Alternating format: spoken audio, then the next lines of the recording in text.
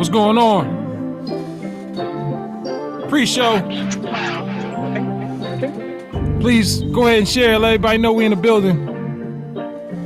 Live streaming. You know what I'm saying? Check us out.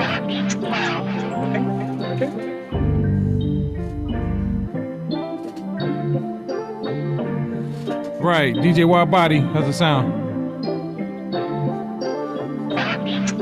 Northeast Beast. A dope producer meets a dope MC, Volume 2. That's what we're gonna start it off. Say I just wanna lay you up, baby let me hold you down. Ask some Pokemon, now let me get a pick at you. I'm one hell of a guy, say I'm out of your league, but you be flirting with me, you one hell of a tease. But I see you feeling me though, you know the feeling's mutual.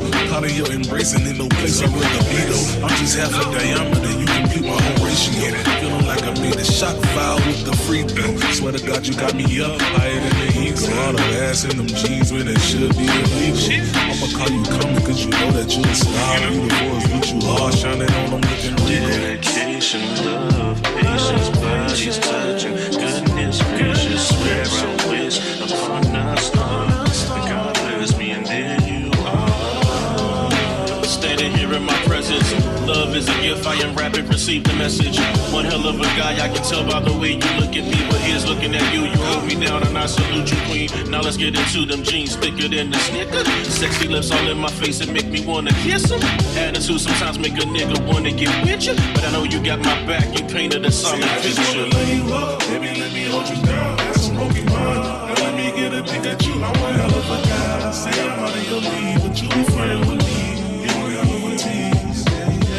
And girl, I know that you love me, ain't no friend no me. SWBs, got you way to your knees. You're a bad bitch and them other niggas is pleased. See you entertaining niggas, but who better than me?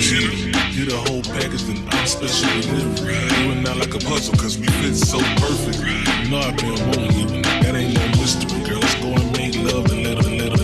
I'll be laying, watching ESPN with ya. Could do anything that you in for ya.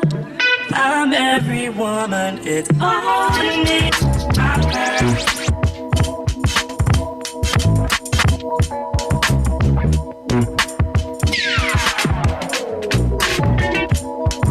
I'm perfect.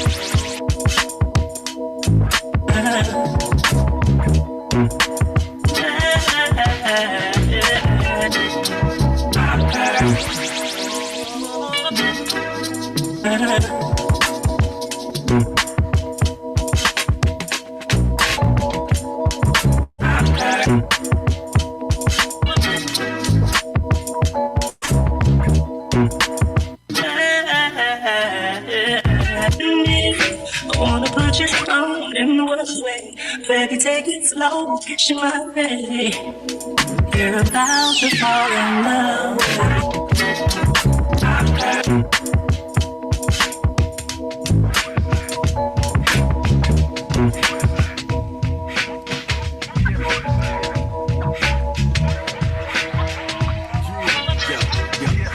Come on, to the break of dawn. Come on, where these rappers going? Come on, to the break of dawn. Come on, where these rappers going?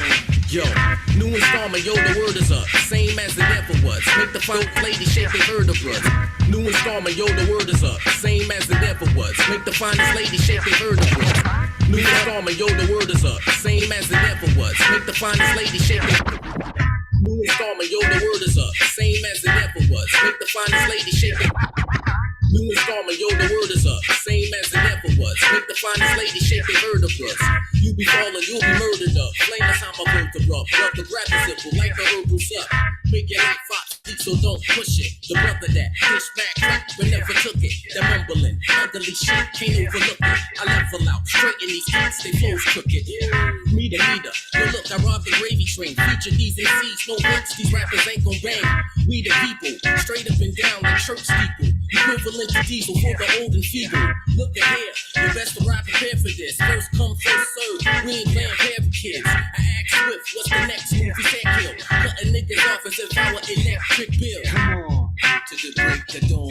Come on, where these rappers going? Come on, to the break of dawn. Come on, to the break of dawn. Come on, where these rappers going? Yeah, come on, to the break of dawn. Come on, where these rappers going?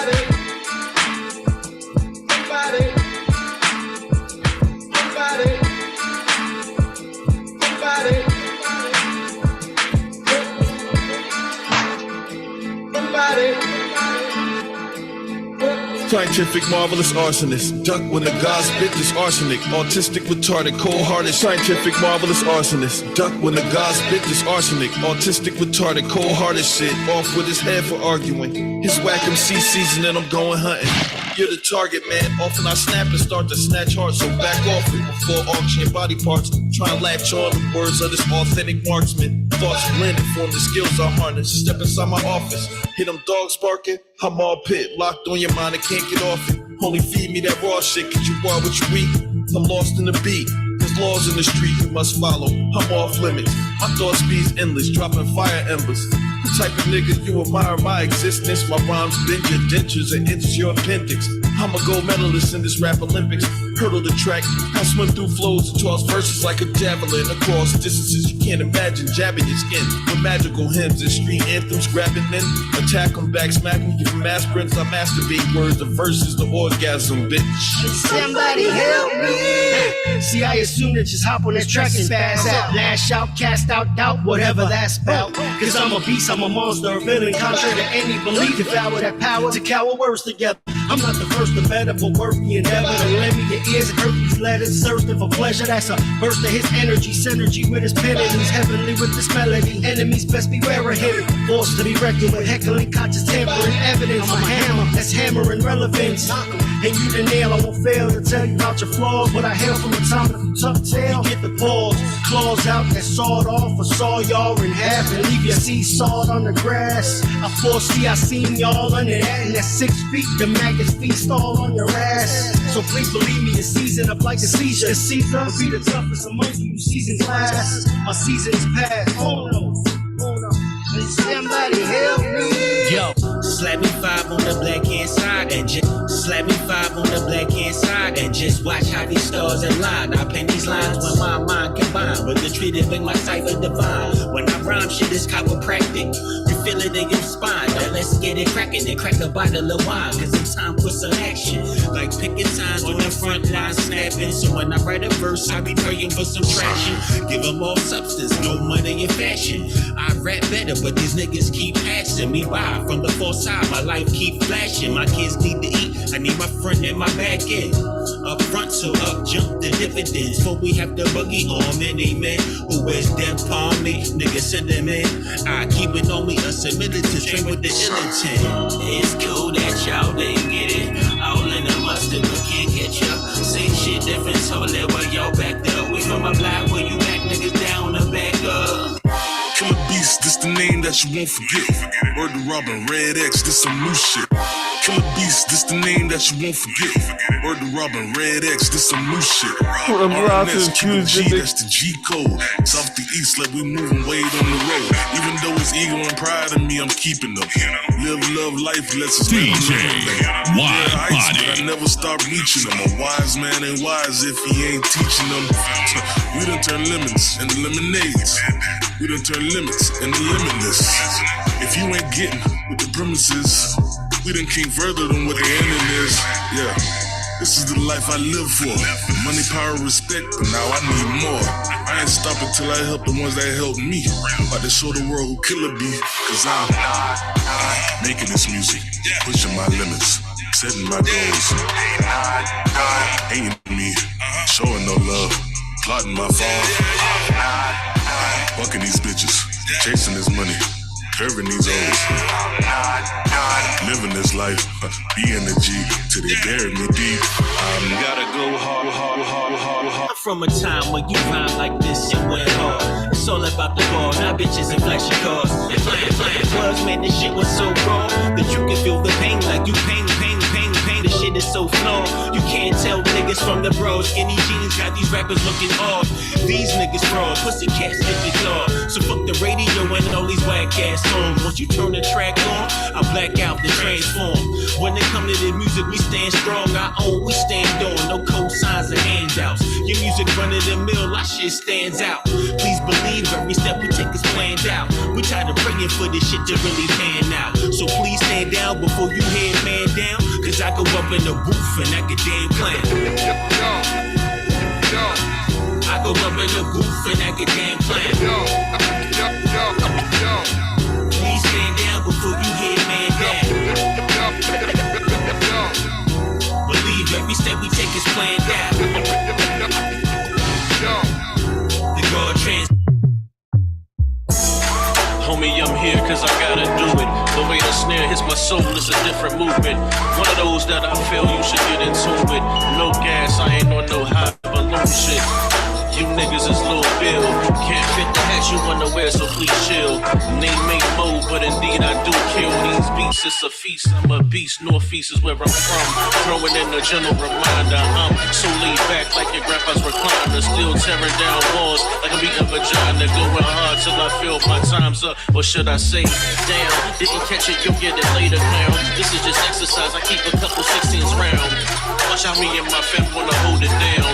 I will never let up, apply your pressure now. Oh, you gotta love it. Give me my flowers now. Social media and in public. We do this for the love and spark insight to the public. You say you want different, so accept instead of judge it. Coming from the pit of my stomach, this truth here is what you all wanted. The elephants confronted, a little up in age in the throne. Nah, fool, I don't have no sore bones. I'ma bring this one home, and that's on real hip hop. Wanted to quit, but I can't until my breathing stops. It's really a lifestyle that I breathe. Please watch time's ticking, but while I look at the clock, it's a lot of game left.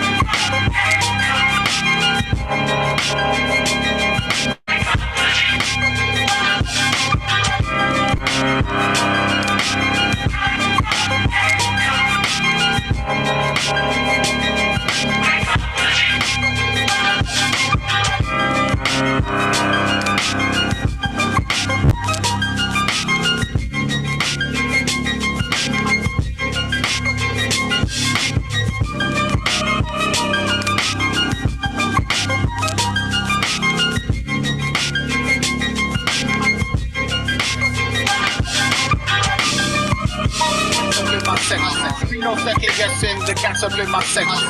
International, bars of beats fair in each session. Better watch your voice inflection. Riders from the effing. L the INT and gritty all up in my DNA. The lyrics brand like the KFD. I'm great, but strange enough in the same way. No one believes in what you say.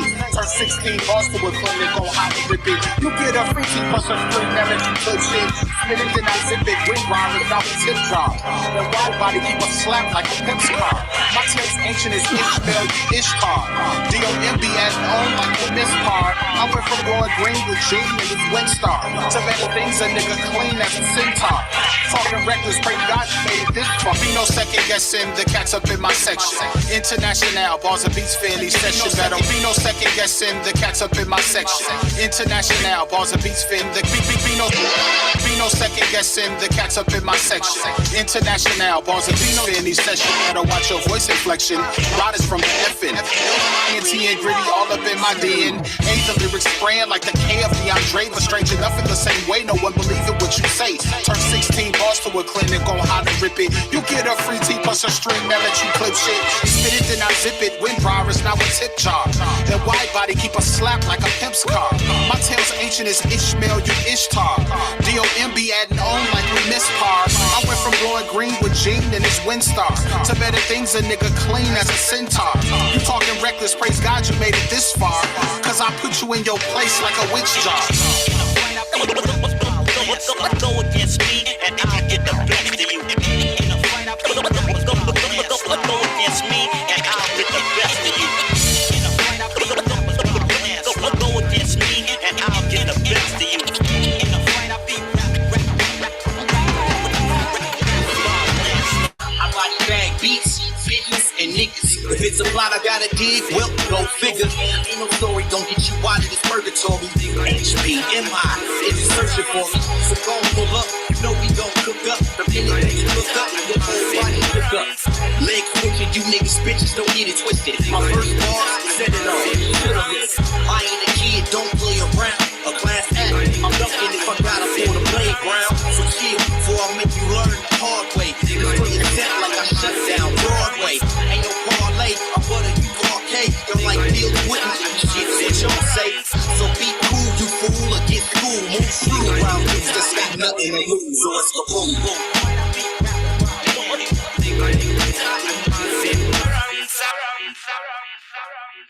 Yo, I ain't trying to go back and forth. I'll crack your jaw at the Catholic call back in Saginaw, Michigan. Had that blessed girl filming it while she giggling like a little kid that was ticklish. You a lyricist? Nah, dog, you licorice. Your name should be Twizzler, cause you sweet as your sister is. Bag you up, have you lamping on concession stands. Protect your plan, I bring the pain like a method man. And yo, I'm a genius like Jizza. Got your fingers on Twitter, you a singer like Scissor. I'm a top dog from Niagara Falls that drop bars and light rappers up on the mic like cop cars. You a joke like 911 in your town. I'm public enemy #1 with the gold crown. I'm taking album snippets and making albums with it. You on the gram posting pictures. What you gonna do? What you gonna do? What you gonna do? What you gonna do? What you gonna do? What you gonna do? What you gonna do? What you gonna do? Yeah, what you gonna do? Check it out. Yeah, 1, 2, yo, I be on that rah-rah, you be on that blah-blah. Thinking you the man, you more late gaga. Bustin', drive-by, you wondering who shot. I'm notorious like Big Papa without the cock. Block eye, fall back, this is raw rap. Knock your ball cap off and walk over it like a doormat. Honey, I'm home, nothing is wrong. I just had to murder a dummy on one of my songs. I'm a rapping assassin with a passion for snatching. Chains from rappers is flashing, half them stashed in my mattress. My notebook is like a package of matches. Dipped in gasoline, I'm starting natural disasters.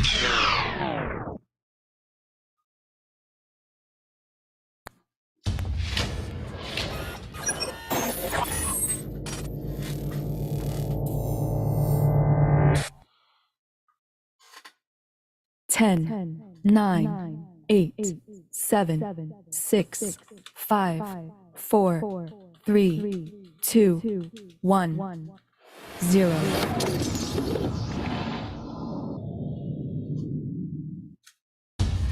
Sicker than the blood in your stool, the way the beat is sicker than the blood in your stool. The way it repeats could trick you like a stuttering fool, uttering butter king jewels. His mother been 10. cool, schooled her how to wash away the crud in the drool pool. The beat is sicker than the blood in your stool. The way it repeats could trick you like a stuttering fool, uttering butter king jewels. His mother been cool, schooled her how to wash away the crud in the drool pool. Made his chrome dome glisten. At first he couldn't tell she had a chromosome missing. Kept a spare somewhere in his underwear. He swear it helped her get the gum out her hair. They need to get their thumb out their rears and show some skills the one time they come out in years. Instead of dumbing out in fears of their own shadow. In a game that swell them up to dead them like cattle.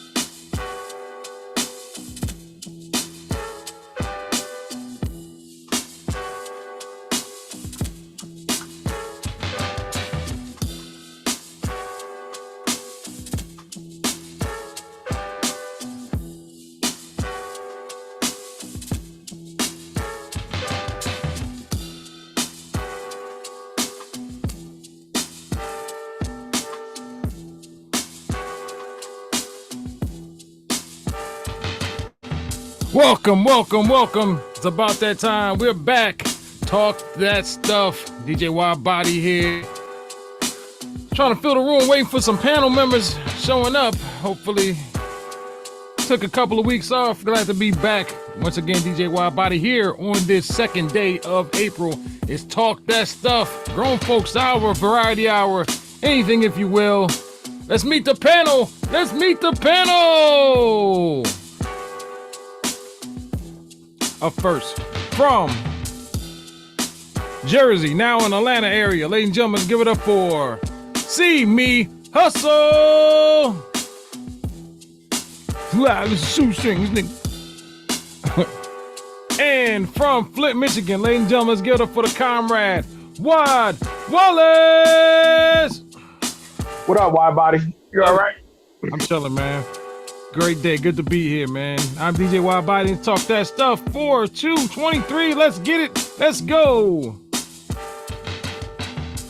The beat is sicker than the blood in your stool. The way it repeats could trick you like a stuttering fool, uttering butter king jewels. His mother been cool, schooled her how to wash away the crud in the drool pool. Made his chrome dome glisten.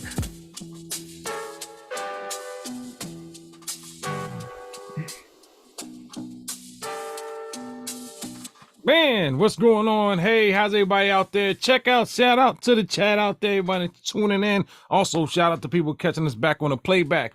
We're going to start being back on Spotify. You can check some new episodes out on Spotify right after this for the week. Talk that stuff. A lot to talk about.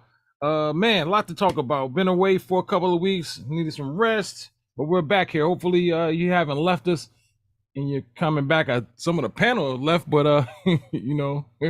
Hopefully they'll be here. But yeah, man, the show must go on. I'll be up here like Larry King. We don't see you, wide body. Hold on, let me get a little rusty. There I go. What's going on, man? How you doing, bro?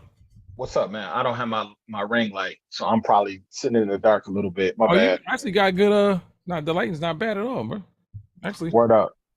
Shout out to LSU women's basketball team. We're winning the Final Four. They beat Iowa today, score 102-85. So LSU Tigers.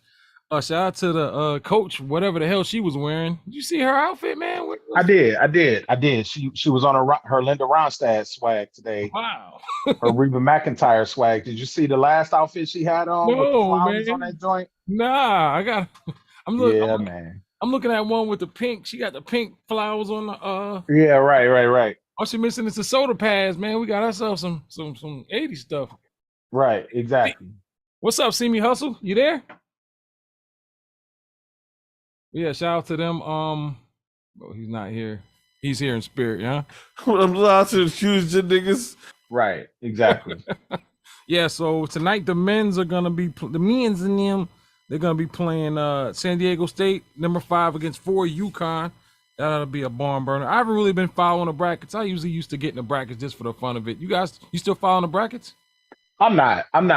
And I think it's a good thing. I think if NCAA does a better job of marketing the fact that anybody can win, anybody can be engaged, anybody can, anybody can get to a certain point. I mean, really blowing up these Cinderellas. Who knows?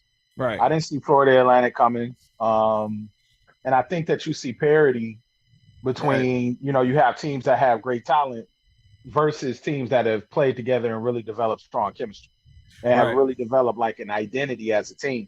I'm gonna be honest with you. I watch more women's basketball than men's basketball this year. Oh, really?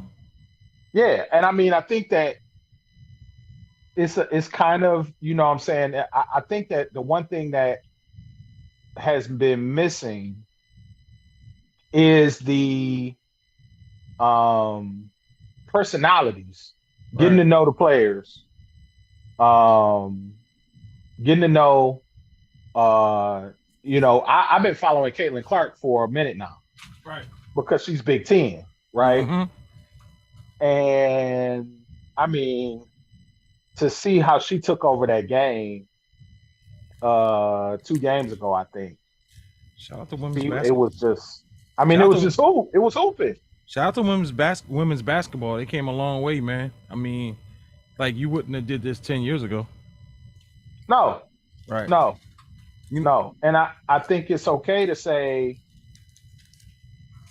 I mean, what I was talking to my friends about was women's basketball kind of looks more like men's YMCA basketball than the NBA. Because, I mean, at this point in the NBA, everybody just jacked.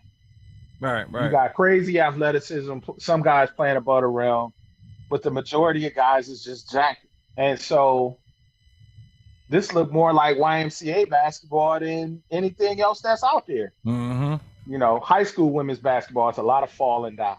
I know that. It's a lot of falling and clipping and tripping over each other. But and WNBA, I don't know. But I mean, I was compelled watching her and watching what's her name, Angel, from LSU, and the LSU team in general. It was compelling for the first time in a long time. I mean, even then, everybody remember, even if you didn't watch women's basketball, you knew Connecticut was running the table every year. Gino or whatever was just. Baylor had a little spot there for a little bit. Baylor was getting it in. Tennessee, that whole Rebecca Lobo. Oh, right. Taurasi. I don't know. I think Sue Bird played for Connecticut. I don't know, but they had like a run, bro. And then before that, it was Tennessee with Shamika Holsclaw and Catchings and all that. And so now it's kind of cool. I do like, a friend of mine, shout out to Quentin, he raised the question, why doesn't Dawn Staley, why hasn't there been any conversation about her getting called up to the NBA or getting attention from the NBA? And I'm like, Dawn Staley is synonymous with women's college basketball at this point. Right. You know what I'm saying? Definitely. Sue Bird, she was Connecticut, by the way. Yeah, okay. So yeah, that's just my personal opinion. I think she I just don't necessarily see that happening at this point. Right. She 50. But hey, I see it in the near future. I mean, I start seeing, women referees and shit like that, or that as well. I was gonna say too, what else I was thinking too, and I like how the WNBA. I'm sitting here reading their college requirements and shit like that, or your eligibility for the WNBA draft. Here's how they gave the WNBA WNBA in college, everyone wins. The WNBA, I feel, gave college an alley-oop because you have to be at least 22 to have completed their college eligibility and also have graduated for a 4-year college or be 4 years removed from high school. So that means you ain't gonna be just jumping from high school playing a year of college, or I forgot the eligibility. Is it 1 year still? One and done? In 1 year out of high school in the NBA. I think that kind of waters down, like, you know, that's why you're probably gravitating more towards just the women's college basketball because, you know, people are staying 3 or 4 years, and with men's, you don't see a lot of teams get to gel because these blue chip players are coming to and playing that 1 year and they're getting out of there. You know, you see that's why you're seeing these sleeper teams come out of nowhere, like you was just talking about that squad that beat that third seed, that 9 seed beating that third seed. So them guys probably been, you know, ain't nobody probably, you know, you probably get a couple of players going to the league, but ain't nobody gonna be, you know, starting right off the bench. You know, got some journeymen. But I think personally, man, I didn't like the fact, I was fine with the 3 years and out. I think that's when it was, you know, because I feel like the college basketball and the NBA kind of course, they have this kind of like, they're in the same hemisphere, and I think they got to look out for one another. And I remember March Madness used to be really March Madness, man. I just don't feel that no more. I don't know. But I think also, I mean, let's not be naive, right? I know that I'm in the minority in terms of just kind of catching a recent wave and was like, yo, I'm compelled by this girl, Caitlin Clark, and the fact that she is balling, right? And because I started watching her a few games ago, okay, I'm learning about why LSU was good. I'm learning about how South Carolina was 35-0 or whatever, this, that, and third. And so I think what the WNBA has to do, women, I'm being real. I think women have to support it too. You know, and I don't want to, you know, speak out of knowledge, but you know, I still don't think I think that the WNBA suffers from wanting sports fans in general, or wanting sports fans who are men to attach themselves to it, and it's not necessarily happening. Right. Yeah. It's not gonna happen because the game isn't what men are used to seeing on TV. Right. Just keeping it above. You're right. It's a different game. It's not the same game. Right. Smooth. What are your thoughts on that, man? What y'all talking about? WNBA shit? Or just talking about kind of I don't care about WNBA basketball at all. You don't watch it at all? No. Me neither. Yeah, I don't watch it. I don't watch it. I couldn't tell you 5 players. Yeah, I couldn't tell you 3 players. Well, I was saying that I was looking at the criteria. Wallace was saying he was gravitated towards watching the women's Final Four and shit, or the March Madness. And I was just saying how that the pros, they do a one and done, and it doesn't give a team enough time to gel together. Where you have these blue chip athletes just using it as a stepping stone, you got these sleeper teams that are beating the. I don't know why they don't just get rid of the whole one and done. And just if you want to go straight to high school, just go straight out of high school. I don't know why, but then they just did the CBA, and neither side. It was a topic that neither side gave a fuck about. The owners didn't give a fuck about it, or the players didn't give a fuck about it, so they just left it as it. So right, you know, they're gonna go where the money is going to generate the most. I mean, I'm pretty sure the colleges motherfuckers ain't feeling that. They want to get a motherfucker at least have him for 3 years. But hey, you know. Go why? Why should I if I want to go into business for myself, why should I have to go to college? I'm not mad at that because I mean I knew a few athletes who went to school and you know they're gonna work for my dad and shit. You know what I mean? If I know that's what I'm gonna do and I don't need college, what the hell you know what I mean? I gotta go to college for 3 years to go work for my dad. Come on, that's just stupid. Well, that's as far as basketball, but I just see that these colleges, you know, these players are making millions of dollars for these universities, and I mean, I don't know if they. I know they were floating Now they around get some kind of paid and shit. stipend. Yeah. A stipend. Was Now that? people getting paid and shit. You know what I mean? So Yeah. Except for the players. I just thought, you know no, what? the players get paid now. They get paid now. How much they get paid? It depends. You negotiate that. Really? You talking about the NIL? Yeah. Really? Yeah, absolutely. You think LeBron's son not gonna get paid, man? Shout out to them, man. I didn't know that, bro. The girl Angel. This has been like 2 years running now, but I forget her last name on the on LSU, but she got like commercials with TurboTax and yeah, you tell how much you watch fucking college sports. Oh yeah, all kinds of stuff. I know. Yeah. No, it's been like 2 years. 2 years. This has happened.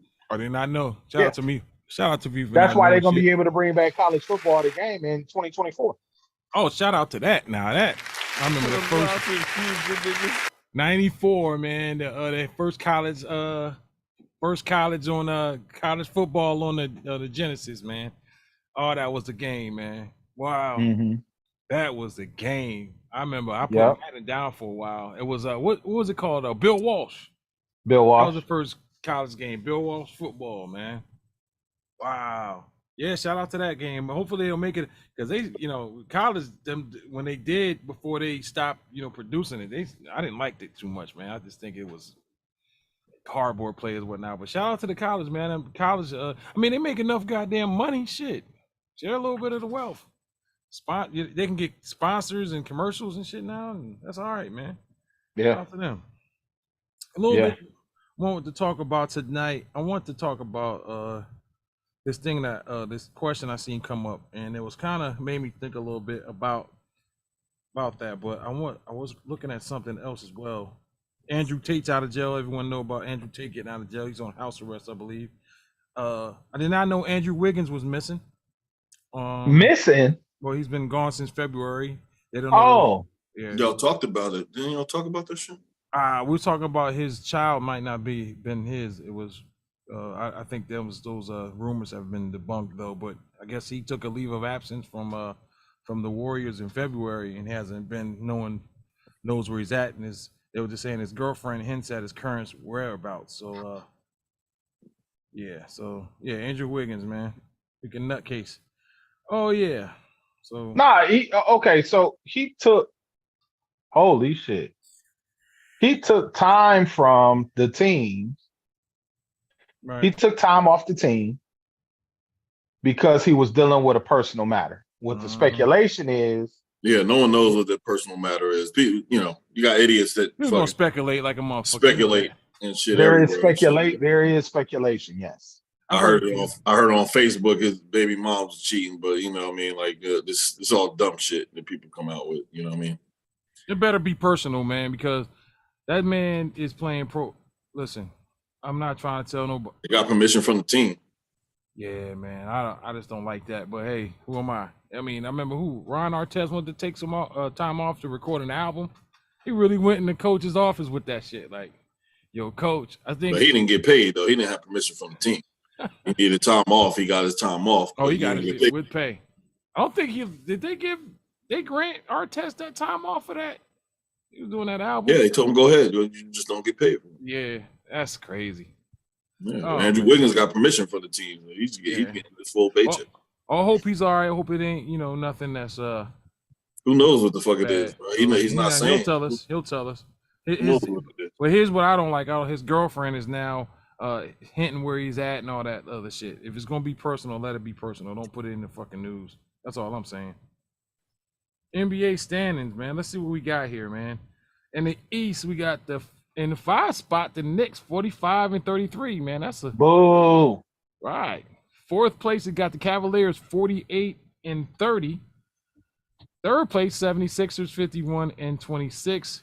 In the 2 slot, the Celtics 54-24, and at number 1, you got the Bucks 55-22. In the Western Conference, 5 Warriors 41-37, Suns 41-35. In the 3 slots, Kings 47-30, Grizzlies 49-29, and number 1, the Nuggets 51-26. Until they get to the first round of the playoffs and fall on their face. The Nuggets, that's Nuggets basketball, ladies and gentlemen. That's Nuggets basketball.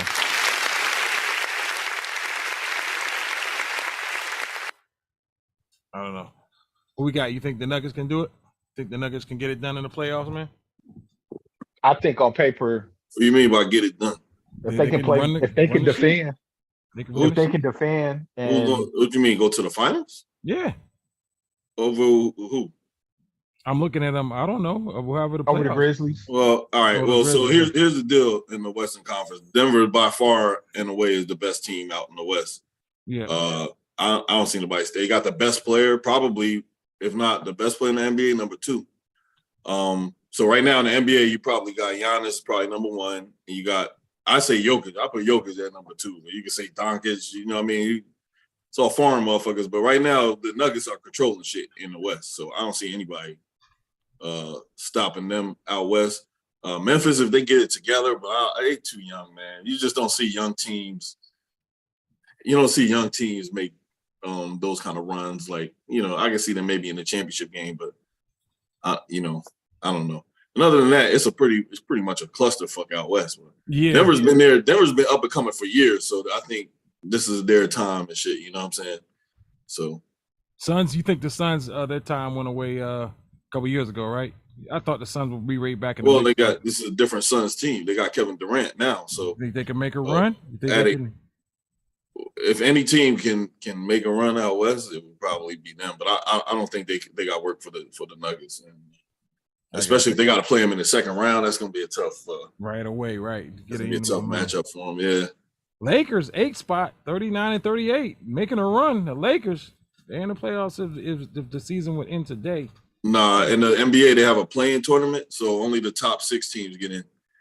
The rest of them have to do what's called a play-in tournament. What's the play-in cutoff, though? 7 through 10 is for the play-in tournament. So the top 6. So what does it offer? 2 slots at the end? No, 4. Yeah, it's all for 2 slots. Yeah, so Okay. the play-in will be between 4 teams for 2 slots. Yeah, 7 and 10 will play, and then 8 and 9 will play. No. 7 and 8 play, and then the winner goes in as the 7th seed. Oh, okay. And then the loser of that game plays the winner of the 9-10 game, and then they're the 8th seed. Oh, okay, Kinda cool. like a wild card type of thing. I like that. That's Wait. cool. Say that one more time. You said the 7 and 8 play, and the winner of that game gets in. The winner of the loser of the 7-8 eighth- game gets the 7th seed. So there's your number loser of the 7 eighth seed. game. So it's 3 games. Yes. The 9 and 10 Okay. play each other for the right to play the loser of the other game for the 8th I never knew that. Thank you for explaining that to me. Thank you, man. This is the 3rd year of this shit. That's how that shit sounds to me right now. I'm allowed to accuse the niggas. Yeah, well, you're not an NBA fan and shit. I don't come to you for that. I come to you and I'll tell you where I come to you because you're super knowledgeable. But anything UFC? Goddamn right. Yeah, you got that right. You got that right. Also, speaking of UFC, any other sport, and wide bodies like no, man, it's get it right. I'm allowed to accuse the niggas. Get it right. Lemons Robles, toothless niggas. Any other sport, wide body like, yo, I remember 1997. Yeah, man. I had this OG at my job years ago, man. We were sitting there talking about boxing. He's like, who they fighting this week? Holyfield? Holyfield. Yeah, that's how you sound when it comes to NBA. You sound like you're man at work. Hey, Roy Jones fought this week, man. He got beat unanimously. He didn't get knocked out. And Anthony Pettis, a former lightweight champion in UFC, we got into the boxing ring, and I guess he handled Roy Jones. They said Jones landed more of the flashier punches, but Jones is 54 years old. Roy Jones, I'm talking to you. Where are you at? Where's this camera at? Roy Jones, I don't have a problem. I want to talk about this real quick because we got these old boxers, these old fighters trying to play a young man's game, but they're not doing it right. So I want to talk to Roy Jones and whoever else is thinking about getting back into the ring. I don't have a problem with you still wanting to fight, right? You have to stay in your playground. Let's stop trying to fight these young 30-year-old. You're not 30 years old anymore. You're 54. I don't even know if you could get someone in your age group and fight them. Don't be fighting, because I don't want to see Roy Jones getting hurt. He was going to fight that big musclehead dude, man. I don't know what happened with that, but I'm glad he didn't, man. I was feared for his safety, man. I don't know, the dude that walk around and slap food at everybody's hands. You know what I'm talking about? Oh, yeah. He's going to fight that guy. And that guy, somebody need to beat on him. Yeah. Dude, I'm watching him fight. Dude actually can punch. He ain't got no alligator arms like I thought he would. He actually got some boxing skill with him. He said he wasn't gonna take it lightly. So, Roy Jones, man, like Tyson, Holyfield, let's stop fighting these younger because they're old as far as fight wise. These 35, 36, you start to get up there. I thought Tyson was gonna create this kind of league where they had those fraternity of with a fraternity of people that are around their age. That's what we want to see. I don't want to possibly question if you're gonna get hurt. I'm not, he a legend. You got your flowers, man. I feel you. Of our legends, man. But yeah, man. So that's that. So question I want to open up with, and I was watching something earlier on. I think it was a YouTube short, and it was saying, is it and I'm talking about right now in this age, us being, saying you're trying to court someone or try to, marry somebody. The question is it a benefit for a man to get married? Are there any benefits to a man getting married? Are there benefits to it? Children. Okay. I would say children and stability. The chance that the higher probability of stability in today's economic world. I got you. Because I look at a woman, and of course I think it's a benefit for a woman to possibly get married. She's seeing someone. Stability is a benefit for the woman. Yeah, right. That's not a benefit for a man. That's the benefit for the woman. Gets, say they get divorced, gets half of his wages, any type of real estate or anything he didn't accrue. So it definitely is, to me, a benefit for a woman to get married. Yeah, I was reading about this. I don't know the dude's name. It's some dude in Hollywood and shit, and some Hollywood chick or whatever. So she had a 4-year-old, and the dude took her in and married her or whatever, and legally adopted the little girl. Yeah. And so she filed for divorce 4 years later, and now she is also filing for child support. And this nigga was not. Oh, after he adopted him? Yeah. That was noble for him to do that. You know who that is? That's Eva Pigford. So you know who I'm talking about. Yeah. Yep. What? Yep. Believe it. Yo, you better believe. So he's not the father of the child. I guess legally, I don't know what that just don't make sense to me. I'm just I don't know. Why would you do that as a man? Why would you do that? Like that to me, that's his fault. Like, why would you do that? Okay, so I can't get in his head, but he in love, and what the love had to do with anything? Man, you talking to the wrong person. You know what I'm saying? You need to talk to him. He in love.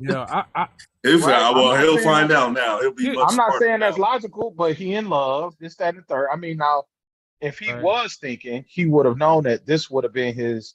Was this her third husband? This was like her third husband. She got this down pat. Yeah. So she know that, so yeah. I think that he was noble enough to adopt the kid. So I think he would have been noble enough to take care of the kid after their relationship had dissolved. So why would you bring him through that? That just looks because it's available to her, man. And legally, he probably gonna get tied in there because he illegally adopted him. So yeah, he would have took care of him on his own probably, but it's available to her. Those options are available, and so she's gonna exercise her options. You know what I mean? True. Right. I get it. I get it, but it doesn't make it. Is it foul? Yeah, it's foul. But you know what I'm saying? Listen, man, I'm gonna stop saying this shit is foul because you know what I mean. This is what women do. Stop saying it's foul, bro. You gotta expect this shit. Be expected, right? You gotta expect this shit, man. Yeah. Right. Wake up one way or another, man. Word up. So we agree that there's benefits on both sides, but I think I'm not saying a woman can't go out there and she can have a little something, a little nest egg. Oprah Winfrey ain't you get Oprah Winfrey, and then you got a hell of a benefit if the shit don't work out. But I think nowadays, man, as far as I think a lot of people get into these relationships to cash out. It just seems that way.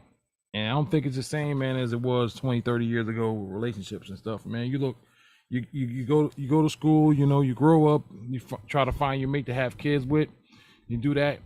And, you know, the traditional shit. Now I just think that, you know, and celebrities are bad for this shit. You rarely see celebrities stay together. I just think, you know, they do that shit for image. And then you got people that, you know, they see what they like. They see its ability talking to a man. Now this man has about $6 million in the bank right now. He's worth about $6 million right now. And he was saying that his females, they know that. I mean, he's not shy. He gonna let you know what's going on.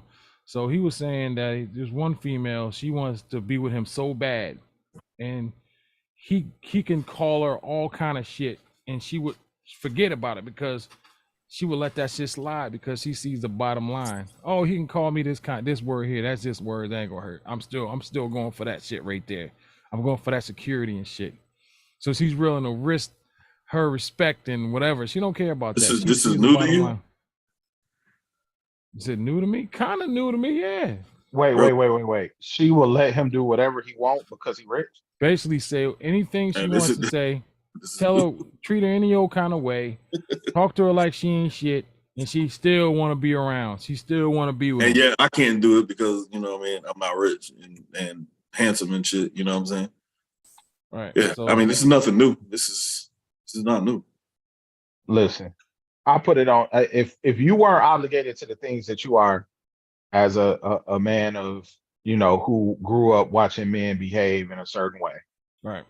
And let's say that you had a job, right? And the job would pay you as much as it could pay you, or you would be in alignment with as much money as you could, as possible, or whatever. And all you had to do was take and deal with some bullshit. You might do it. Right. You know what I'm saying? But you weren't raised that way. Shit, I do it now. You were raised to get exactly it yourself. What I do. Mm-hmm. You know, you were raised to get it yourself. And so, you know, there are some people who would take that deal. Keeping it a bean. Right. No, we're raised to provide for our families and stuff. And that's never changed. Like, men have never changed. We've always been about that. It's women who have changed. If a man, let me ask this question. So if a man is extremely wealthy, mm-hmm. and he deals with a woman that's clearly not his, I think I already know the answer to this. He deals with a woman that's not his intellectual nor any other kind of equal, you know, does that man go into the situation with the understanding that he will be able to do whatever he chooses to do with this person? Because at the end of the day, this person can simply kick rocks if, you know what I'm saying, if they choose not to abide by it. And I think the answer to that is yes. Well, what that's called is a word for that. It's called the mindset. It's called abundance mindset. Most men don't operate under that mindset. Now, this is rich or poor. You see rich dudes that operate under the same mindset. They operate under a scarcity mindset. So if you're in a mindset of scarcity, you're pretty much going to do whatever it takes to, once you get a woman, you're going to do whatever it takes to hold on to them. Right. Yep. So women prey on dudes who operate from that kind of mindset. Those are what they call the simps or the betas or whatever. The scarcity is not so much that you're a simp or you're a beta. You just operate from the wrong mindset of a scarcity, or that women are scarce. When in fact, it's the opposite. The opposite is true. Women are in abundance. I agree. Yeah. Well put. You can replace them much easier than they can replace you. If you're a man that's doing well, you're hard to replace, bro.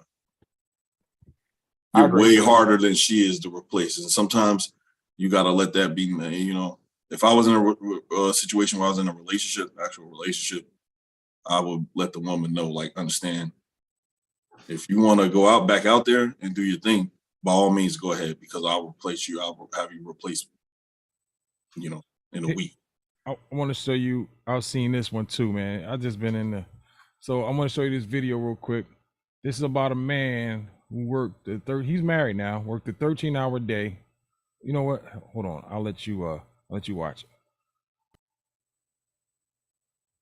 What we married for? What we married for? I'm not your mama. I'm your wife.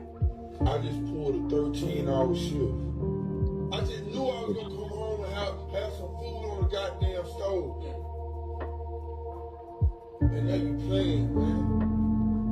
You been doing it for like 2 or 3 months, man. What is it? You don't pay no goddamn bill. I pay the car notes, the house notes, family trips. I'll pay for. That's what you're supposed to do. Man, you know what? Provide and protect. That's what you're supposed to do. Why? I can't get no food in the house then, huh? But I'm saying, Yo. Well, that nigga's begging his, he's begging his wife for a bite to eat, man. Yo, like, she why? handed him a piece of pizza. A piece of a pizza. I don't understand guys like that. Yo. Like, how bad do you want to sleep next to a pair of titties, man? Bro, that's what I'm saying. Like, are you that hard up to just be sleeping next to somebody and shit? Because like, yo, I could do that myself. Like, I'm not saying poor guy here, man. I'm not saying exactly. for him. I don't feel sorry for him. He let that shit ride for 3 months. I don't feel shit for him. Yeah, you know what I mean? Like, what are you doing? She's doing what she's doing what he allows her to do. Well, he just got a lack of knowledge, bro. He never been taught, and a lot of us never been taught. Like, we don't understand. We always we've been taught that you got to go to 8-4, you got to save the princess and shit. You know what I mean? So you got to battle through all the boards. You got to battle through, you know what I'm saying? Every trajectory, you got to follow this whole trajectory path. And at the end of it is a woman waiting for you. She's going to be everything that you want. That's Disney. To me, Disney. And that was written by a man. That show you how fucked up Disney is, because women never work that way, yo. Man, look, she is That's a man that wrote the Disney stories, yo. There's a man that wrote that shit.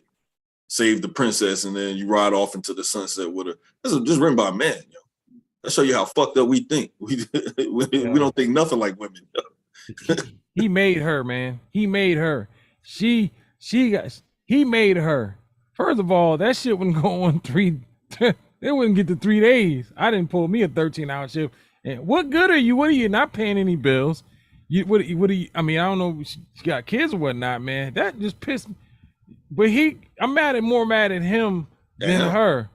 Like I was saying, like on him, but that's what I say. It's a lack of knowledge on his part. It's not that he's a bad dude. He's probably not a real good dude. Yeah, He's out there. You don't have the knowledge. No one ever taught him of his worth. You know what I mean? Yo, listen, bro. Be by yourself.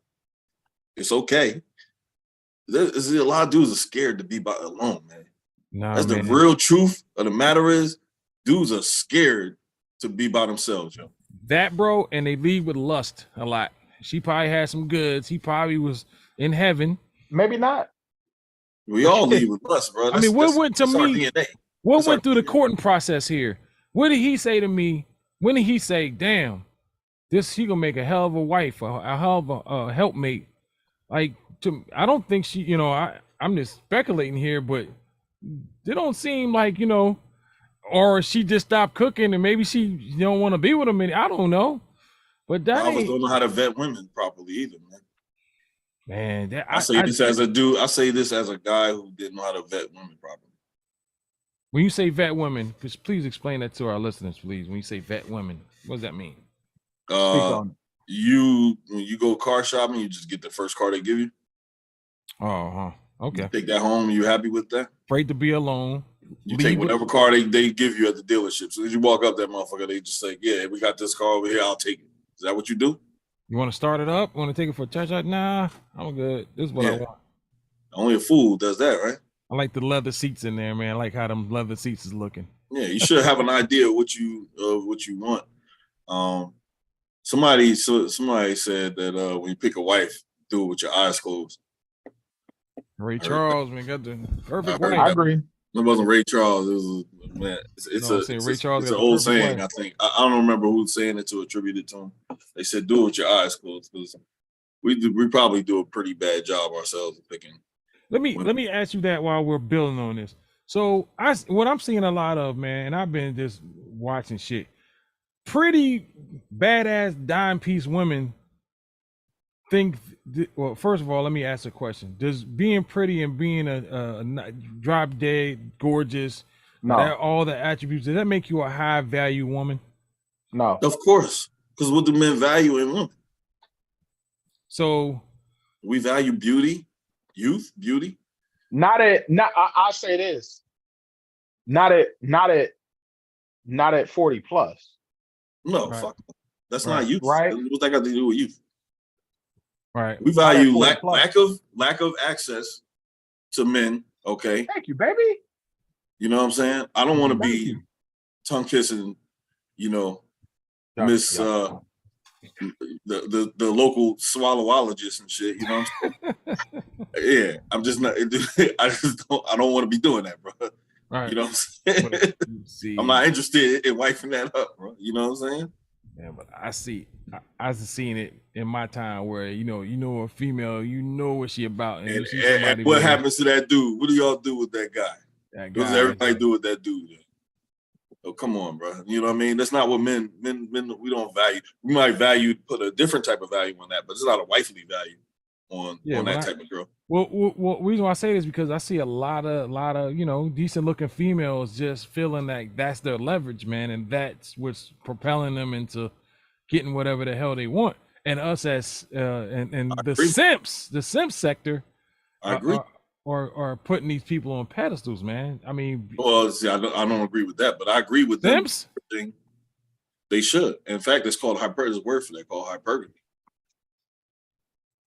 Women leverage their youth and their beauty and their low access to the best value dudes that they can get. You know what I'm saying? That's why you don't see a fucking gorgeous model with me. I mean, let's be honest. You know what I'm saying? They're not checking for dudes like me, bro. I may be okay in, various departments or whatever, but not that. I'm not that kind of guy, yo. That's James Harden value. You know what I'm saying? Like, them is the dudes that's getting women like that. You know what I mean? The gorgeous women, my screensavers and shit. Yeah, that's the closest access I get to them is my screensaver, bro. Shoe on the other foot, do the one girl that I've been, I had a huge crush on. She fucked with Klay Thompson and shit. You know what I mean? That disappointed the shit out of me. But damn, how am I going to compete with Klay Thompson? I can't but shoot. You know I can't the game. hit 40% from three. I know the game. We all know the game. You know what I'm saying? I got over Beyonce dealing with Jay-Z. I got over that shit. You know what I'm saying? I got Janet with JD. Yeah, you gotta get over. As a man, you gotta get over that shit because you don't have access to those types of women. I always used to think have access to those women. I always used to think that like a rich celebrity woman would want a regular blue collar guy. Because that's how you think. You're not thinking the way she thinks. You're thinking how DJ I Y said I used to think that. I used to think that because I would be like, what would a woman has everything she wants? What would she, a rich, famous woman, why would she want another rich, famous man? Wouldn't she want a regular schmegular? Yeah, no, she still doesn't want you. She still doesn't want you. You know what I'm saying? Because you're not capable of thinking the way they think. It's an emotional creature. We don't think the same, bro. They think about shit totally different. They got to put up with what their friends think, and can they take pictures with you and post them on gram and shit. You know what I'm saying? Like shit like that, yo. You know what I mean? All types of shit that we don't. I don't give a fuck. You know what I'm saying? I'm not trying to. Right. What's up, Rick? I don't see a lot of couples in my algorithm. Nah. I just don't. Like I don't see. Or okay. Yeah, a lot of times, my algorithm is the same. I see a lot of let's call them sponsees. I see a lot of sponsees and shit. You know what I mean? They got the picture, and you might like catch a little glimpse of the second plate, but usually it's just the first plate in there and shit. Yep, you know what I mean? Or the hotel they're in. You never see the second. You never see the sponsor. You just see the sponsee. She's showing off everything, or she's on the boat. You never see the guy that's actually sponsoring her, and she doesn't show that part. You know what I mean? If I was that guy, I wouldn't want to show me either. Don't show me shit. What's up, Ricks? Hey, shit, what's good with you, man? Chilling, bro. Good, man. Hey, got a question. What's good? Yeah. If a badass woman, 10, got everything, all the endorsements, does that automatically make her a high value woman? I don't think so. Not to me. Let's say that. Hold on. Repeat. Say that again. I got. There's a pretty badass 9 or 10 woman. Is she automatically a high value woman? Nah, you gotta give me more than that. Gotta be more than that. Gotta be more to it than that. Gotcha. I figured that too. Sustenance. Sustenance. What is the word? Sustenance. Right. But I be seeing these, in these little round table discussions. I see these, decent looking women really feeling like they got the power and shit, telling them motherfucker what they want and what they ain't gonna do and shit. And now that I like when they chop their ass down. Because as men, over 20 or 45, we should want that substance shit anyways. You know what I mean? Like, I look at that shit to me like trophy type shit, man. I mean, she ain't got nothing, no substance, nothing in her mind, or I can't have a conversation with her. And that is pretty much trophy. Like, if that's for people who go out a lot, they want the person they would to look good. Yeah, you know what I mean? Right. They ain't really can't really talk about nothing. They ain't really got no conversation or nothing, but they look good. Gotcha. So they get the perks or whatever. Right on. I say, we're talking about what Wiles was just saying, that there's no couples in his algorithm, and I'm like, I kind of agree with that too a little bit. I remember one point everybody was hitched up, married, Yeah. Now it's like, I don't know. Why do you think that is, Wallace? Because I think social media is for, above and beyond, Facebook for old people, right? Right. Instagram is for young people. Yeah. Instagram is for young single folks, or it's for people that's looking for something. And I guess to a lesser extent, it's about business too. People be talking their business and this, that, and the third, but some, and I don't mean to cut you off. A lot mixed it too. But yeah, go ahead. Yeah, I just think that if you're interested in being on social media, it's largely because you're looking for something. Yeah. Right. And that's dangerous, in my opinion. Yeah. Why do you think it's dangerous? Because you're gonna find what you're looking for. Right. You're gonna find what you're looking for. And I think that if you really look at it, I would even go as far as to say, although the breakdown of society is akin, it's because of a number of reasons. I think when we look back at it, I think a large amount of what has happened to relationships has culminated in what you're seeing on social media. Yeah. Because we have almost infinite knowledge of what's happening and what's out there. And I think there's safety in limits, parameters. You know what I'm saying? Yeah. If I know, look, I put it like this: between social media and Pornhub, society is in trouble, because even with guys, there's no desire to go out and actively pursue women. Right. You know what I'm saying? Right. Pornhub is the fourth highest traffic of all websites on Earth. Christ. Right? On Earth, right? Yeah. And so, I honestly feel as though the part of the issue is you just don't have structures that's supporting men and women getting together. Right. It doesn't. Look at the numbers when it comes to these dating apps. Women are swiping right 3% of the time, I think. That says something. And you mean to tell me that I have the ability to get in contact with anybody on Earth? Right. So, it's just too much. It's just way too much. That's all I'm saying. Yeah, a lot of people get overwhelmed and fall victim to that. Mm-hmm. And they're not really in reality. Nope. Absolutely. But then, you see a lot of, people that do, and they fall for something that they, like you say, just grab, and then they let them down, and then they ready to go jump off the Verrazano, and their whole world is coming to an end. It is lost. Like, man, like I always say, man, be careful who you. I mean, look, people change and shit like that, but you gotta like say, just don't go to the car lot and pick a car out just because. Don't go to the car lot and take the first car you saw. I like kind of how Malcolm said that, man. Look under the hood and shit, man. Make sure before you put your heart out there. We women are emotional creatures, but we, men, we have our moments as well. Not supposed to be, but hey, look, it is what it is.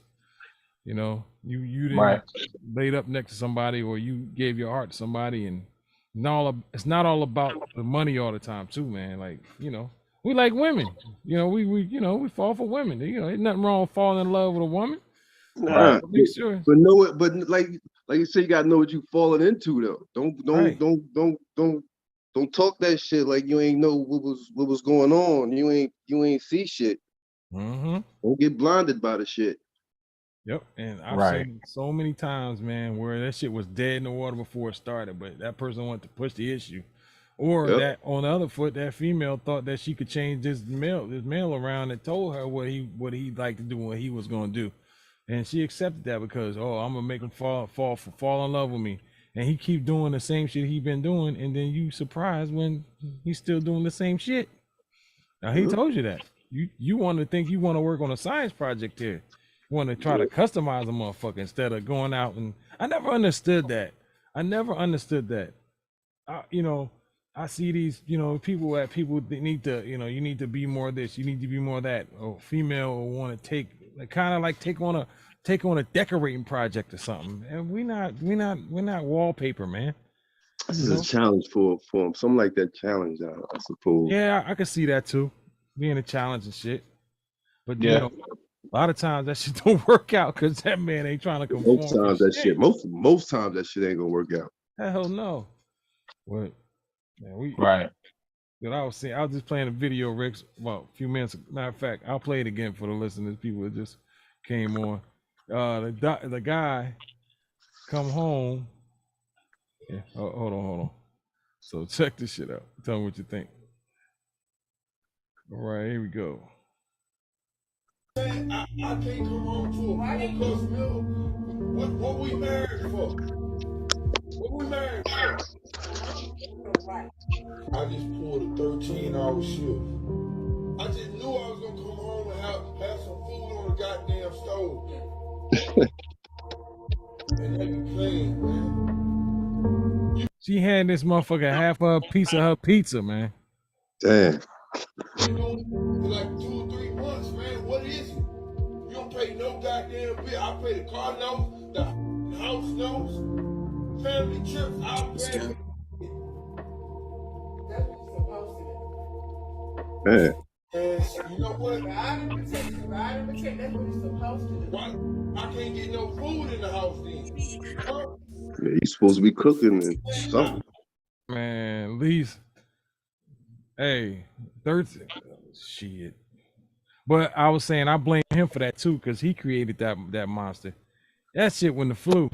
So see, I gave him a couple times, man. But a lot of women aren't raised to be wives, man. That's why I say it's up to you as a man to train your woman, man. You got to train her, bro. Because a lot of these women weren't raised to be wives, bro. They don't know what they're supposed to be doing. If you ask a woman, I keep asking, like, yo, what is it that I know what I'm giving you, what I'm providing for you. What is it that your job is for me? But they don't fucking know. They can't answer the question because they don't know. That's crazy though, because I know a woman when she's raised, mom teaches her how to cook and how to, in some cases sew, back in the day, and how to wash clothes. Back in the day, their moms don't know how to cook these days. Who the fuck is teaching them how to cook? Their moms.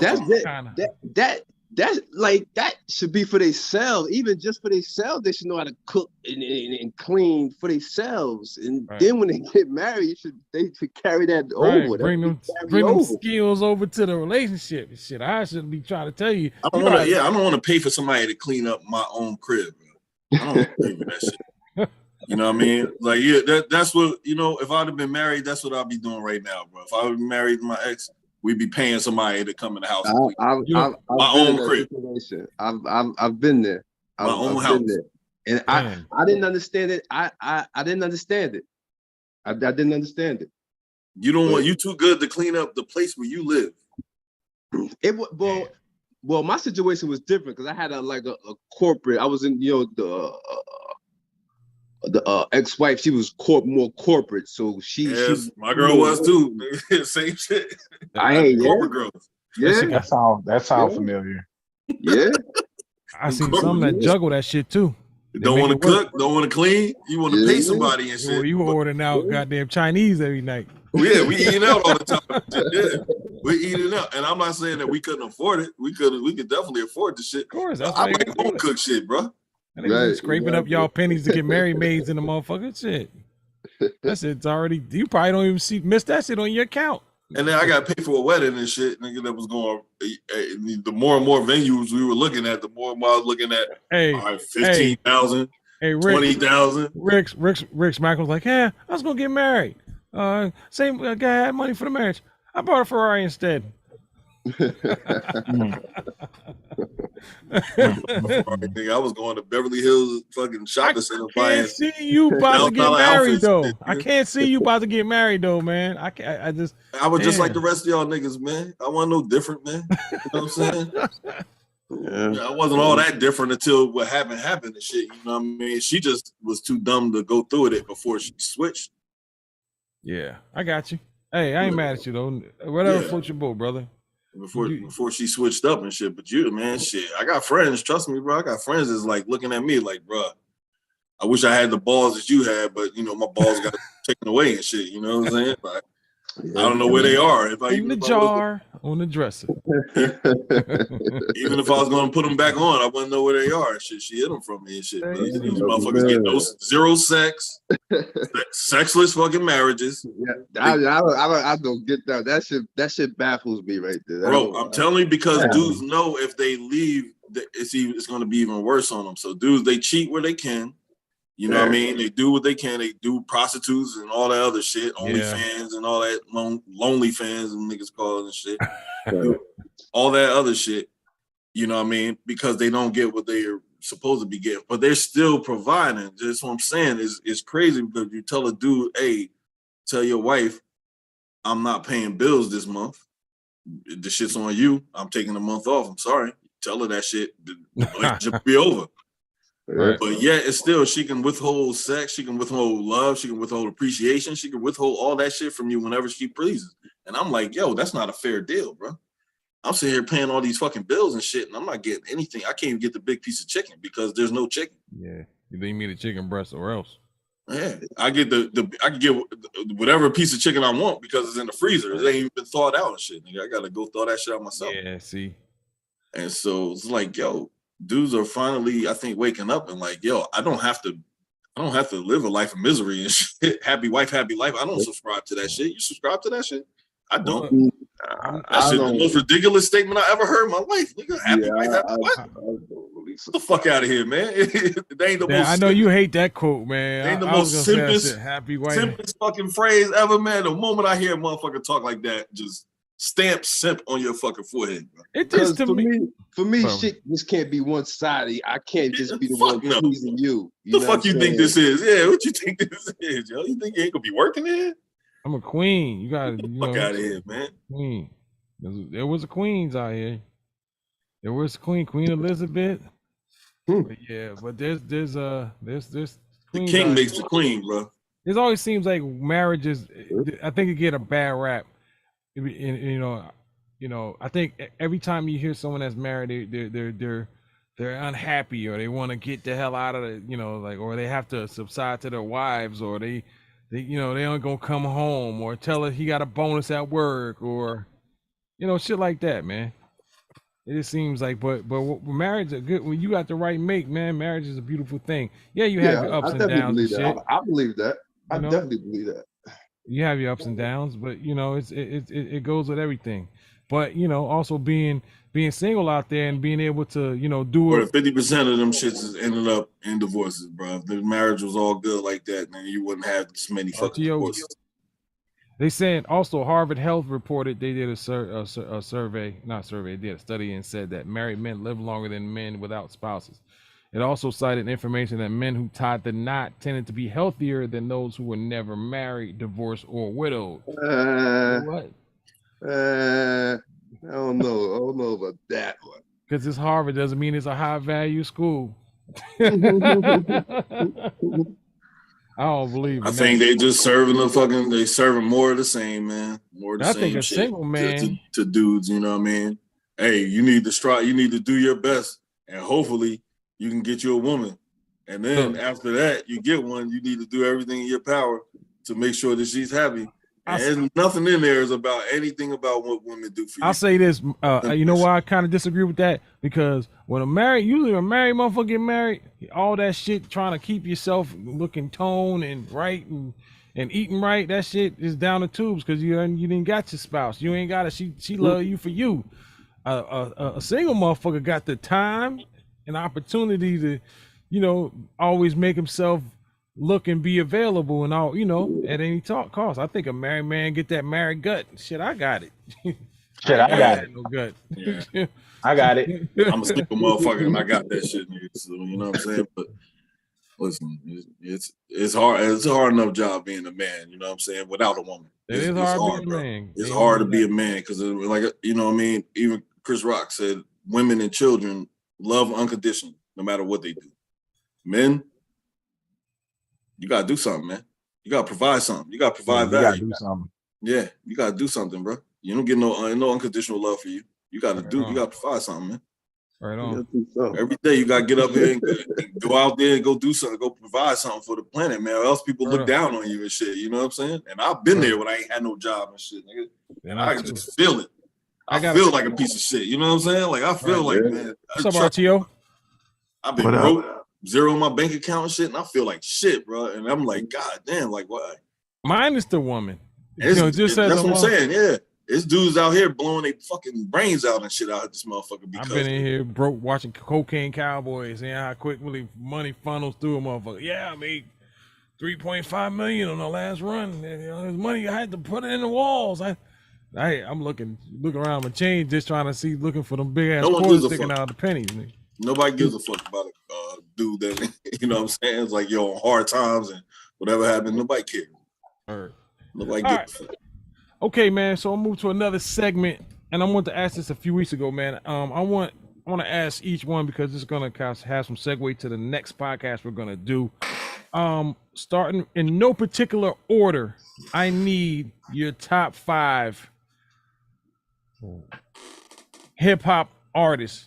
Doesn't necessarily have to be someone who top 5 hip hop artists of all time. What's your top 5, man? That's what I want to know. What's your top 5? It doesn't have to be in that particular order. If you want to put it in order, you can put it in order. But I haven't want an idea. What's your top 5 right now to this date? It can be from any era. Can be, can be someone that doesn't write. It can be that artist. He's an artist. He's an artist. He's an artist. All right. So who wants to start? Top 5. Top 5 artists. Yep. All time. Yep. I'll go first. Okay. Jay-Z.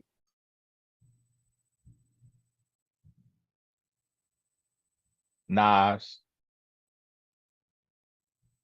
Tupac. Kendrick Lamar. Wait, we ain't talking about just rap, are we? Nah. Oh, we ain't just talking about rap? It's hip hop. Oh, I mean hip hop, rap, whatever. Yeah, yeah. Jay-Z, Nas. I'll say Jay-Z, Nas, Kendrick Lamar, Black Thought,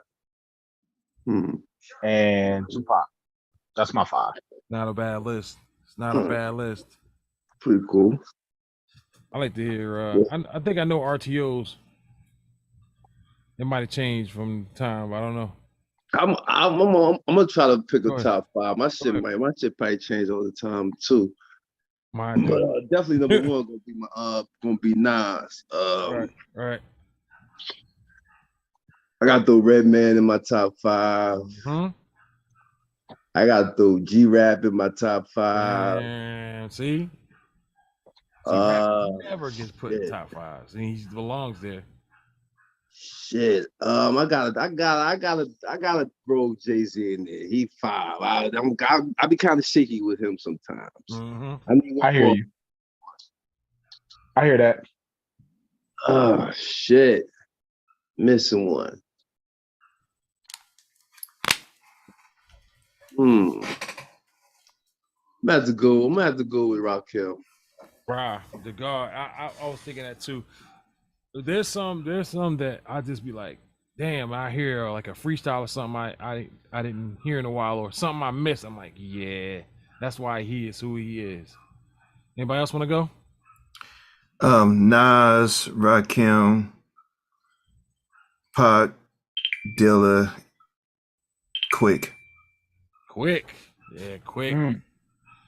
See, that's interesting.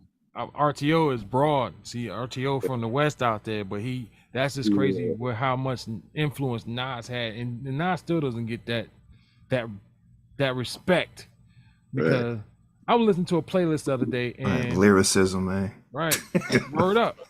Yo, when I bowl, I listen to music and shit. When I bowl and shit, I have my little bowling playlist, and I swear about 80% of my songs in there is Nas.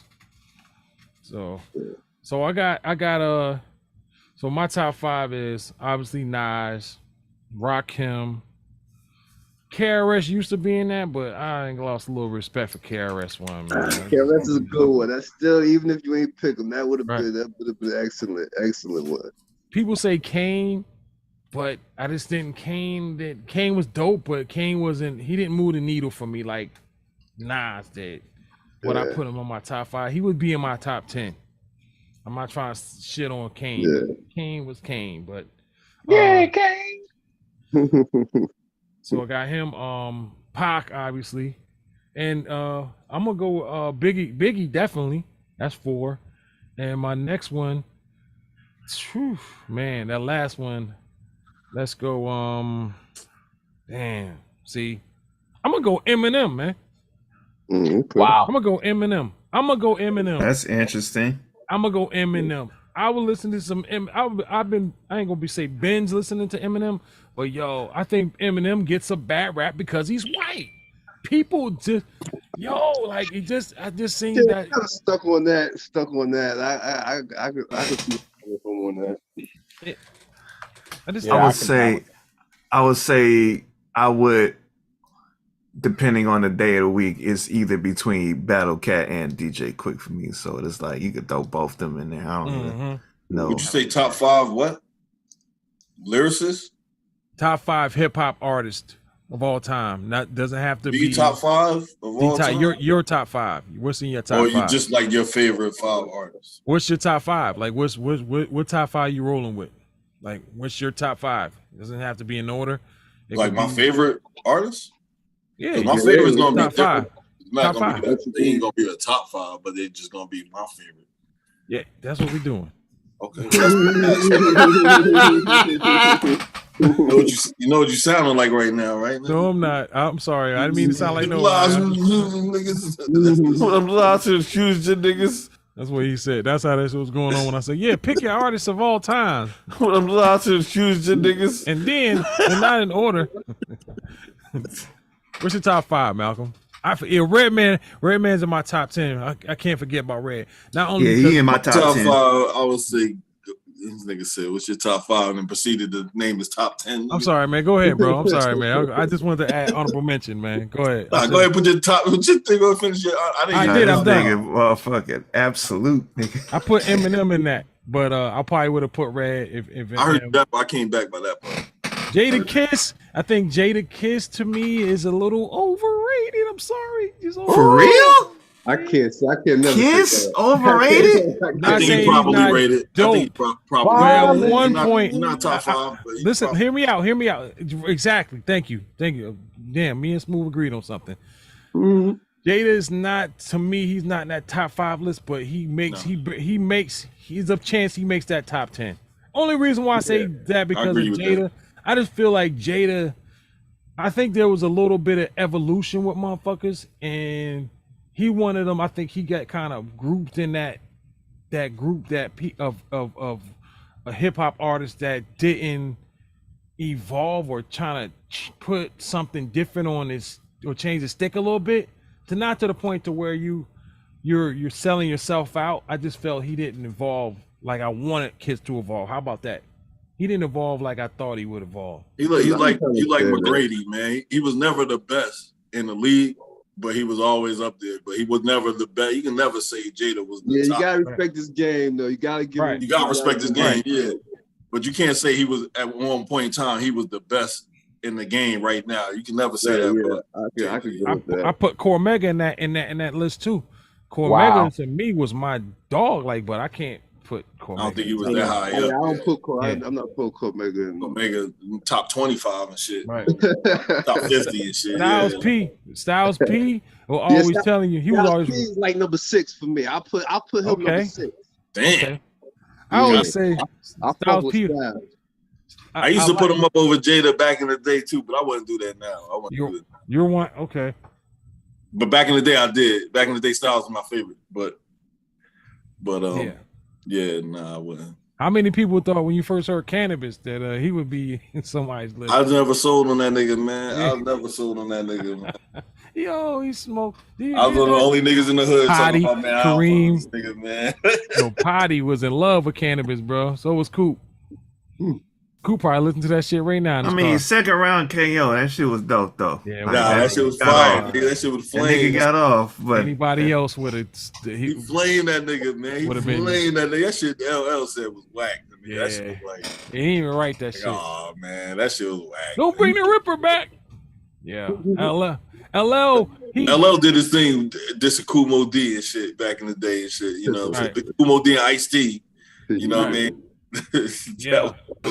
He wasn't hit by 98, son. It was over for him. Yeah. Cannabis mess with LL was out since like 85 though. Yeah, LL's motherfucker. Yeah. But by like 98, he was all about the ladies, man. Will you put LL nigga like LL on your list? Where would he be at? On the top 5 10, nigga. Top 12. I put him in the top 25. I don't know about I agree with Ricks, man. He'd be in the top 25. He's somewhere in there. He could be 13. He could be 22. Nigga. This was his longevity and shit, like you know. Nah, early on he was the dude. Yeah, I'm bad when early. I'm bad was. I'm talking about the when that nigga started doing all the way to the candy shit. To candy Mama track said number knock 2, you out, son. All the way up there, son. You know what I mean? That nigga was ill, man. Yeah. But after that, I mean, you can't hold on for good. I mean, Rakim was Rakim 86 to 91, nigga. That Rakim had it. I felt Rakim was the dude that he had the chains and shit, and he didn't rap about it, but you knew it was there. Like, this nigga cool as shit.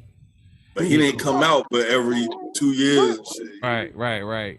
Yeah, Rakim to me was a slow start, motherfucker. He not going. But I think that's more how things was back then. Cause we put him, nigga.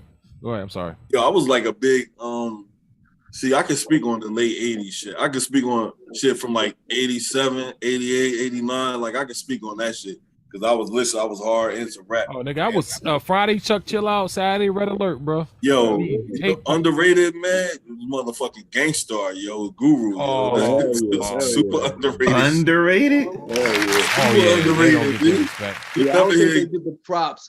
They definitely should give more props than they give. Hey, listen to that shit now. Listen to that shit now. Listen to Dwick. Listen to Step in the Arena. Listen, that shit holds up. That shit holds up right now, bro. That shit holds up today, nigga. Like, you know what I'm saying? I'm not fuck when it came out, nigga. That shit holds up today, right now. Wow, I forgot all about Gangstar, man. Guru, that nigga Guru was dropping gems, son, back then. Hold on, top 5 groups, man. Okay, let's do top 5 groups. I'm with it. Hell yeah. Outkast. Okay. Yeah. Outkast, Wu-Tang. Outkast, Wu-Tang, I'm never a Dog big Pound. Outkast fan, man. I was never a Outkast, Wu-Tang, Dog Pound. Dog Pound, okay. Ghetto Boys. Right. Yeah. I got the Mob number The one. mob Man. definitely got the mob in there. What's your five? What's your fifth? I got Tribe. I got the Mob. Hold on. Smoothie finishes five. Oh, my bad. Outkast, Wu-Tang, Tribe, De La. De La. De La, man. De La was so far ahead of the game. They were. Stakes is high. Yeah. That De La Soul is dead, bro. Yeah. It had my mind boggled when they. I can't wait. I can't wait till they sell that shit again because that's gonna be next. They just showed the 3 Feet High and Rising, so that popped out. The De La Soul is dead shit probably next. Oh, that shit on streaming too. Is it? Yeah, that shit on streaming. My group, Mobb Deep was my number one for a minute. Mobb Deep is Mobb Deep, dog. That's it. Mobb Deep. Tribe, obviously, that Midnight Marauders, man, really made me fall in love with them niggas. Yeah, that was cool. Marauders was fucking, it's different, man. It was kind of like them. I can't go Outkast. I can go. I'll say groups. Wu-Tang definitely. Boot Camp Click.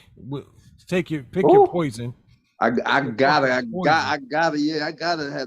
Boot Camp Click for sure. Yeah, that was my shit, nigga. And I'm gonna throw one out that was a whole Bone, like, nigga. they had groups within a group, you know what I'm saying? Like they were one group. I say Bone, man. Bone. I like Bone, bro. I like Bone. Simple fact, when I was in basic, we couldn't have no CD players or nothing. This dude Blackshear knew the whole Bone catalog and he used to sing that shit. And then when I finally got to hear him, I never listened to one first of the month CD in my life. Yeah, Bone, bro. Bone. At that time, that place was perfect timing, man. And then they shit was different. Nobody was doing that. And they just was. I don't like them now. I don't like how they acting now. But, oh, damn. 3-6 Mafia, bro. I'm sorry, bro. 3-6. 3-6. Even while I wasn't on that, I was on that, man. I like that 3-6 Mafia, man. I like 3-6. Let me. A-Ball and MJG for me. Oh, Yeah. them too, bro. I can't name one 3-6 Mafia song, nigga. I don't know. Sipping. East Coast bias ass nigga, man. Yeah, you on the East Coast. Kareem Cooper ass East Coast shit. Yeah. That's that East Coast shit. Listen, don't say East Coast bias niggas. I was fucking with Souls and Mischief. I was fucking with Dell, the Funky Homo Sapien, Casual, all them niggas. I was fucking with them niggas. All right, I give you that. East Coast bias, nigga. All right, I give you that. Who else though? Who else besides Hyro? Who else besides Hyro? Huh? Who else besides Hyro? Yo, super quiz of that nigga. Oh, well, besides, I wasn't fucking with E40. I couldn't fuck with that shit, nigga. I ain't even saying the Bay, just that wasn't East Coast. Oh, Scarface. Scarface, Scarface. Damn, where we putting Face at though? Where Face get? Where does he get put? Top 10, bro. He in my top 10, bro. Yeah, Face. Not the top 5. He in the top 10. Face has to be in the top 10. Yeah, he is for me, especially with the storytelling. Like, them niggas. Like mine, I don't know. WA I'm just niggas, NWA. I'm just throwing shit out. NWA. Definitely NWA, Bone, okay, fucking Hyro, fucking. You can't call me no East Coast bias, nigga, man. I was fucking Hyro. Goddamn. Fuck. I wasn't the biggest Wu-Tang fan, but I fucked with the Liquid Swords album. Bias ass. Right. Let's go. Fuck. If there was, I mean, I ain't gonna say it's in my top 5, but I was fucking with Def Squad. Ooh, hey. That was Rick's shit there, boy. I used to go to Rick's crib. Rick, you put me on the El Nino, man. Nigga, like, y'all niggas ain't ready, niggas. Hey, that first time I heard it was at just your crib, Rick. I remember that shit, bro. Like, my shit is all over the place. Like, with that. Can you agree with me? Effects. Yeah, you gotta throw DOS effects in there. They might Fuck DOS effects. Come on, they gimmick motherfucker. Bum skiggity bum skiggity bum bum, nigga. Niggas sleep on that. Niggas slept on that second album, man. Straight up suicide. They ditched that whole Iggity shit, nigga. They was I didn't even give him a chance. Rapping their ass off. Niggas is crazy. And he right, the Food Chickens over DOS effects. Right, that second album was dope. I did exactly. I heard you listen to it. Thank you. dog. As usual, Mr. Wallace got some intelligent shit to say above the rest of y'all. Shout out for Wallace. We saw saying some intelligent shit. Just heard a lot of music, Oh, nigga. shit. That's Hey. what it is. Hey, can we agree that I feel I'm a Wu head, but I feel that Wu-Tang, that Forever shit was the last dope fucking project they put together as a group. As a group, yeah. I just think Nah, they had the that Killer Bees. They had other little like off. I'm talking about them niggas formed like Voltron. I know you're talking about official Wu-Tang. Yeah, official Wu, the W shit. I was so disappointed in them, man. I thought we like that. What was that? eight diagrams, bro. I threw that shit out the window. W was alright. The W was was alright. bad. The 8 diagrams wasn't shit. The Iron Flag wasn't shit, but the W was alright. Man, W was cool. It was alright. Right. But see, them motherfuckers, they fan base, they could put out spit and they're like, oh man, we're rocking that. But they put out so much quality, nigga. They put from 1993, whenever that shit was, 36 Chambers, nigga, all the way to 97 with the what you call it, the double CD shit, nigga. And really, they fucked up putting out a double CD. They really should have just put out one CD, nigga, and pared that shit down. Damn. Could you have shaved that down though? Could you have shaved forever now? Yeah, because What was that album? You could have made one CD out of that. One CD out of that. Would have shit, probably been like regarded as one of the best albums. as an all-time classic, bro. Just throw the best songs in it. What was the album that the one with Ghost and Ray? Only Built for Cuban Link? 2. Did y'all like 2 when that dropped? I love 2. Yes, okay. Which one? 2 what? 2. Only Built for Cuban Links 2. Oh yeah. It was alright. Hold on, son. I don't even know if I think I have that in there. It didn't get much play. They got the Ason Jones in there. They was doing the Ason Jones shit, and then Yeah, there's that another shit's one that I'm fucking with.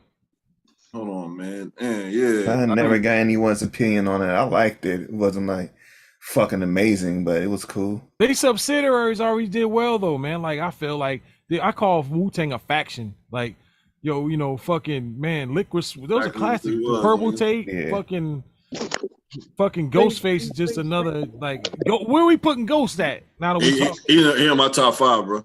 Top 5? I would have started off my top 5 with Ghost. Yeah, that's my personal. In my top 5. Yeah. Yeah, Ghost warrants that. Yeah, there's nothing.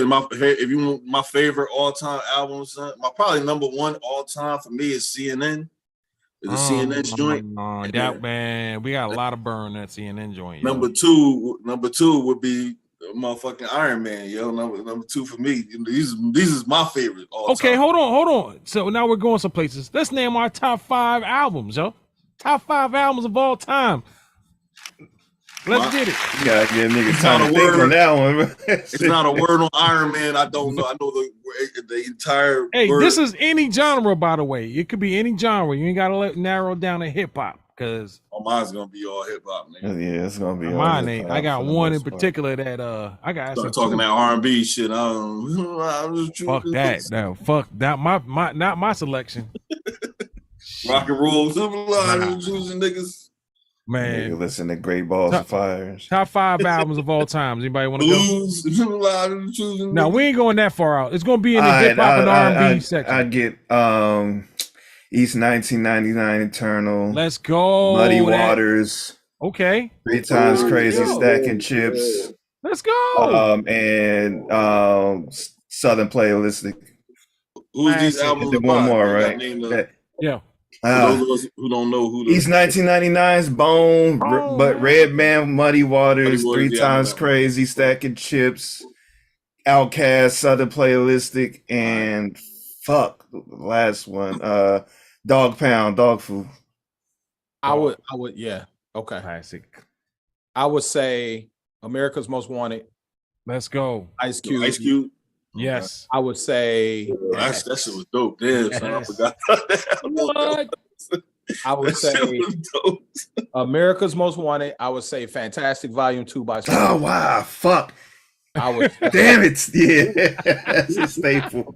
I totally forgot. What album is that? Fantastic Slum Village. Okay. Oh yeah, that's that. Dillard. I would say To Pimp a Butterfly. You love that. Yeah, I know your ass would say that. Down, bro. That motherfucker wild boy. I fuck with the Pepper Butterfly, nigga. Yeah, no, that's an amazing album. I would say AT Aliens. Okay. Yeah. And AT Aliens probably got played more than any record in the history of Rod Wallace. Elevators, dog. All Eyes on Me, maybe. Oh, yes. All Eyes on Me. I'm just thinking about the shit that got banged all the time. Yeah, same here. You notice My shit's a little nostalgic. Do you notice a trend here? You notice Biggie name ain't really coming up? You notice that? You got 2 albums, nigga. That, but I used to argue It's that like shit all the time. greatest of all time for me. Yeah, that I fucked with Ready to Die, but that was like there was other shit that got slapped harder than that for me. Nah, I got you. I agree too. Where we putting Biggie at? Where we putting Biggie at on your list? He's my top 10. Biggie had 2 albums. 2 albums, bro. It's both classics, nigga. But that's more of I agree. Same thing with Tupac. Tupac probably be my top 25, man. You know.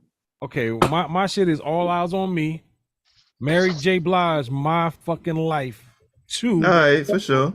All right. What's my third? I'm shit. That Music Soul Child shit. I just want to sing. I feel like I want to listen to that shit right now. Man, that shit. I can't take one song off that shit, nigga. Shit. I couldn't pick that nigga out from a fucking lineup, nigga. Music Soul Child. Bulletproof Wallets, number 4. And obviously, you like Bulletproof Wallets? You the only person I ever heard say it was written. I like that Bulletproof Wallets too, but I mean, it was written, dog. You would pick that over the you like Bulletproof Supreme Wallets? Clientele and Iron Man? Yeah, Bulletproof Wallets to me was I had, man, because I just got my I had my 12s and my Honda and shit. I fuck with Bulletproof Wallets too. Bro. I mean, that's like saying Morefish or Fish Scale or one of them albums. Again, the same again. And Iron shit, nigga. That's Lauryn Hill album. I got Iron Man. I got Wu-Tang Forever. I got CNN. CNN was my shit, nigga. It's my all-time favorite album. CNN, dog. The first one? Just that Bloody Money, son. The Bloody Money album. I brought that one song back for fucking hours at a time, nigga. That is the quintessential from a non-East Coast dude. That's the quintessential East Coast record. That Bloody Money. I know it's top 5, but I gotta add some fucking what do you say? Not special nominations, but what? You can't be putting no honorable mention on the damn honorable mentions, motherfucking When Disaster Strikes and It Was Written. Oh, Buster. Damn, man, I used to. Why did I forget that album got major fucking play. I was in love with that damn album. Yo, I couldn't wait for a Buster project to drop, man. I got Murder Music by the Mob. Ooh, shit. In my top 5. And forgot about that. Either It Was Written or Paid in Full, man. Like drop Music Soul Child, man. Put Murder Music up there. Fuck that music, man. Paid in Full, nigga. Niggas used to be at the courts. This is when niggas used to turn the radios to the side because you had all them ways to keep your batteries lasting. Niggas, you put batteries in the refrigerator. I remember all them little techniques. And niggas used to turn the radio boom boxes, niggas. I remember this shit, nigga. The boom boxes where niggas used to play motherfucking Paid in Full. The whole tape. Niggas ain't touched that shit, yo. The whole tape, nigga. Every single shit. You go listen to Paid in Full right now, today. That shit is fucking fantastic, nigga. I got an unpopular opinion about that album, though. I hear anything other than it's one of the greatest albums ever, and yeah, you're basically wrong, bro. I hear what you're saying. Go ahead, Wallace. Eric B scratching. He could have took.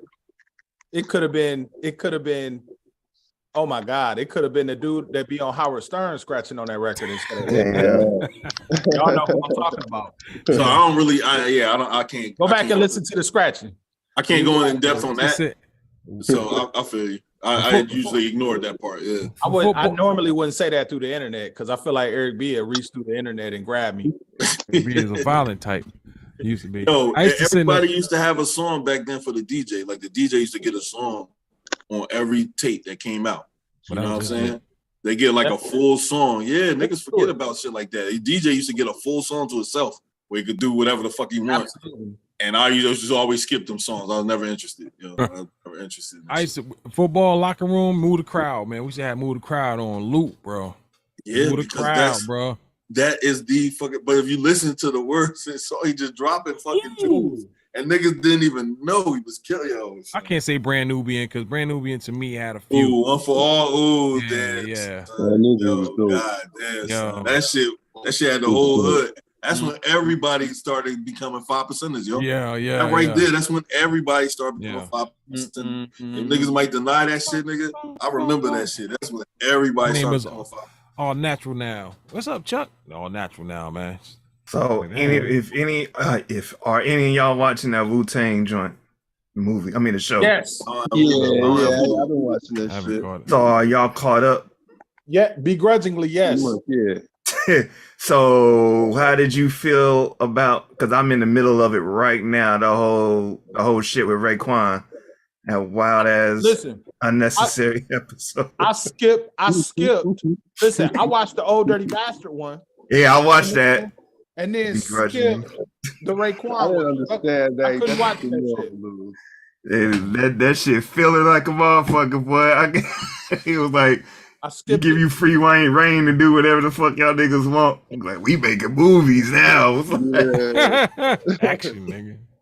Nigga, y'all could deal without that shit, bro. Like, I agree with that. I skipped the whole episode. That's sad, man. I heard nothing but bad shit. Don't get hurt. No, it's not bad. It's just these weird ass episodes, but in a whole, it's not bad at all. Hey, that motherfucker hurt Digga Hurt's feelings, bro. They can skip that. I just Digga Hurt's is disappointed. Yo, who direct on this shit? The RZA? Take a guess. The RZA be fucking everything up. Shout out to the RZA fucking everything up. I've never seen a dude get complained on more by his own clique.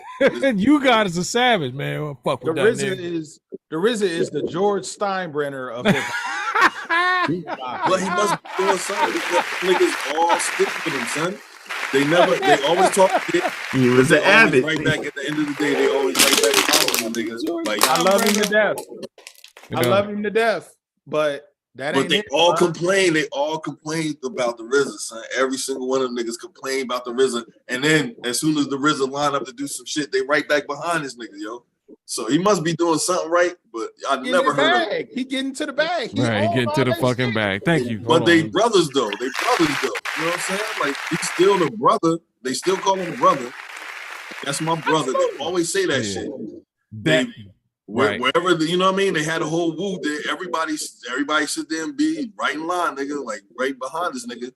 They just, I don't know, it's just something about that nigga that turned everybody off. Yo, he would be like, bomb. All right, this is what we gonna do, bomb. Hey, yo, Digga Hurt said the only credible nigga in the cast is Dave East. Damn. Yeah, I don't like the music. I don't like the rapping. I don't like nothing about it except the storytelling. And when they get off into showing the shit from the movies, I be like, I can't even get through that shit. Damn, that's sad. sad. They did like a karate movie for Liquid Swords. I'm like, this is terrible. Yeah, that's just. I want to watch this. I'm a fan. I'm a head. Nigga, like, I love it. What is it you don't like? The acting?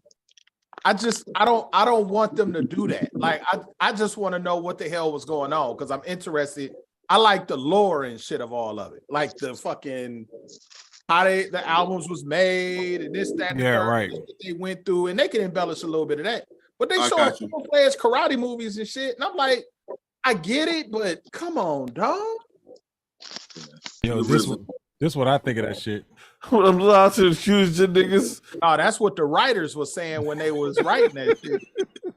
It's like, what should we do next? I'm allowed to accuse you niggas. Right. We only got enough for 3 more episodes. And somebody was like, you know what we could do? Pantomime. We're gonna do some fucking horse action. Like, that shit was wild. Like, I'm like 15 minutes into the Raekwon shit. That shit's completely fucking unnecessary. It's like, what the fuck is this, man? Like, I thought the ODB shit was wild. At least that was directed by like fucking what's his name, son? What's old fucking Sweetback's badass song? Melvin Van Mario Peebles. Van Peebles. Yeah, his son. What's up, Hurts? Mario Listen, Mario man, did it. Yeah. Nigga Hurts about to come in here and cuss I out had to people. drop my 2 cents on this shit, bro. Listen, you talk. I've been a Wu-Tang fan, bro, 30 years. As all of us are basically. The most disheartening. Listen, let me dissect this Nigga sideburns. Hulu shit. Right. So first of all, they got the RZA all wrong. This nigga is too serious to be the RZA, and he too dark skinned to be the RZA. That's one. Man, it's like we all know how the RZA is. He kind of quirky, he kind of like, you know what I'm saying? He's borderline jovial or whatever. This dude is serious all the time because this dude is the same dude on every movie. From what's the joint he got nominated for Oscar for? Moonlight. Dog. Moonlight. He the same dude in Moonlight as he is on this Wu-Tang series, right? So that's one, bro. You can't tell me they didn't have enough time to get these dudes rap lessons to learn how to stay on time and on beat. Like, man, when I hear them redo these joints, bro, listen.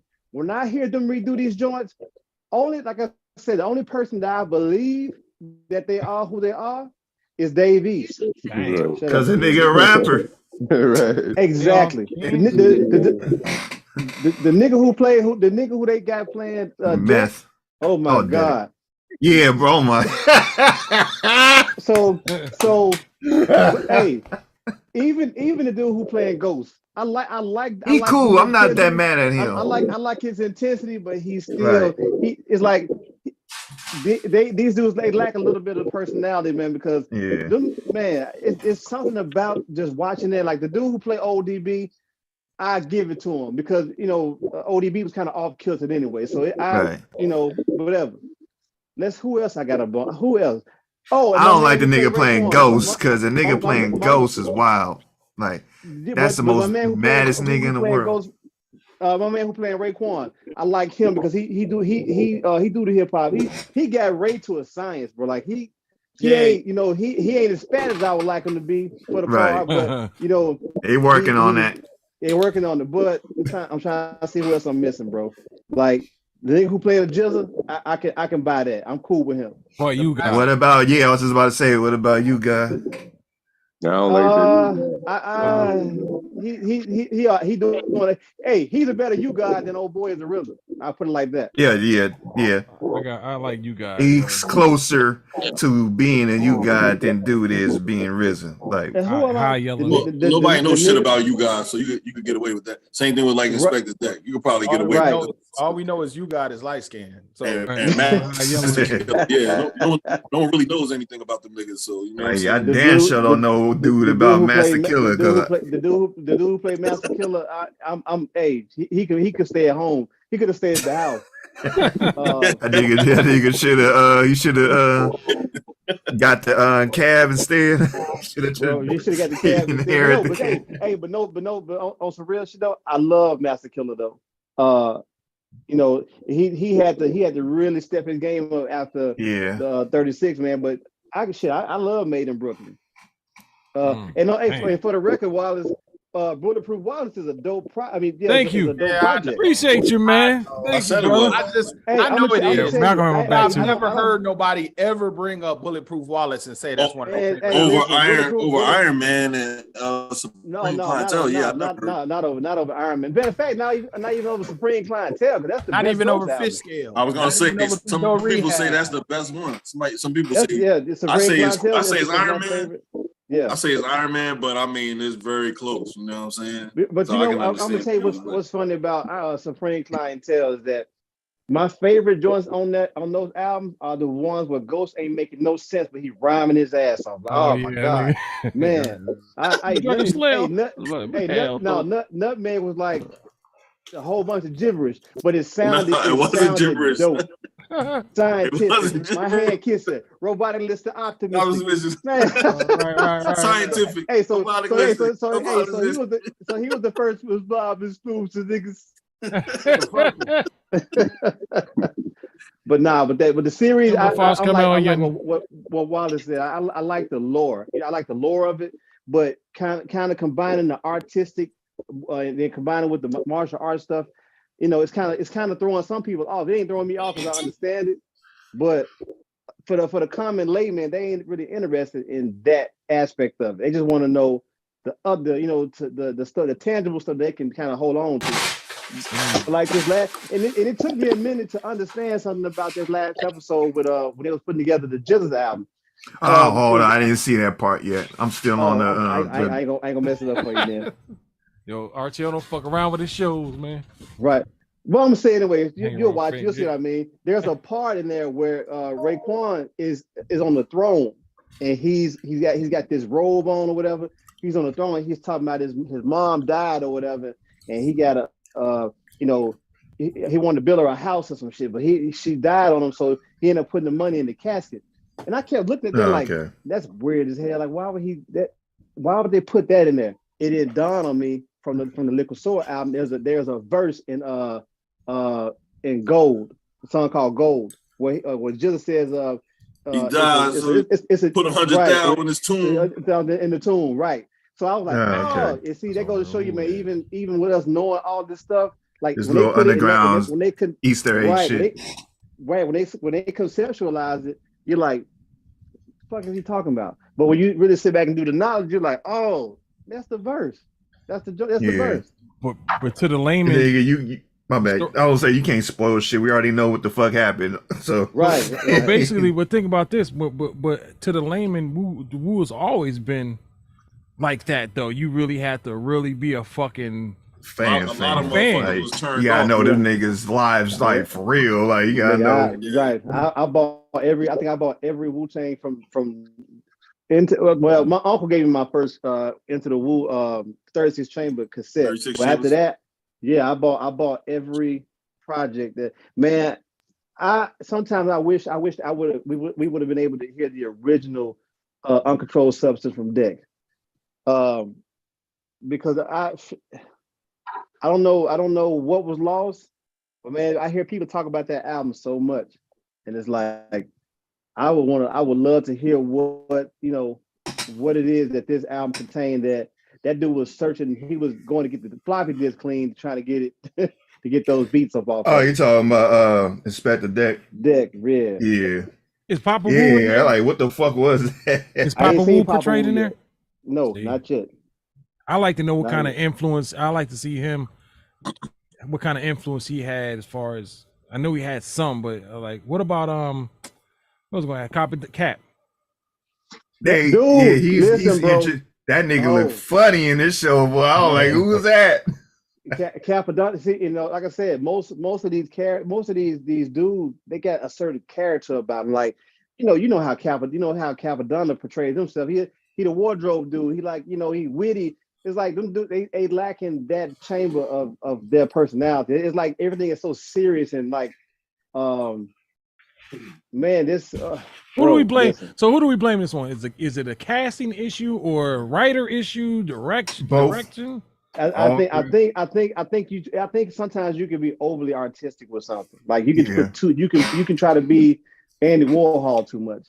But again, this is their story, or the story as they see or agree to it being. So, you just take from it what you will, but it's their story. So as much as I'm griping about the cast, because me, I'm a stickler for, like, when you casting somebody, I need it to be as realistic as possible for me to buy into it. It's like I don't like the Notorious movie because only one they got. Yeah, Natari didn't look shit like no fucking Little Kim in it. The only one they got right in that casting call was Gravy playing Big. That was it.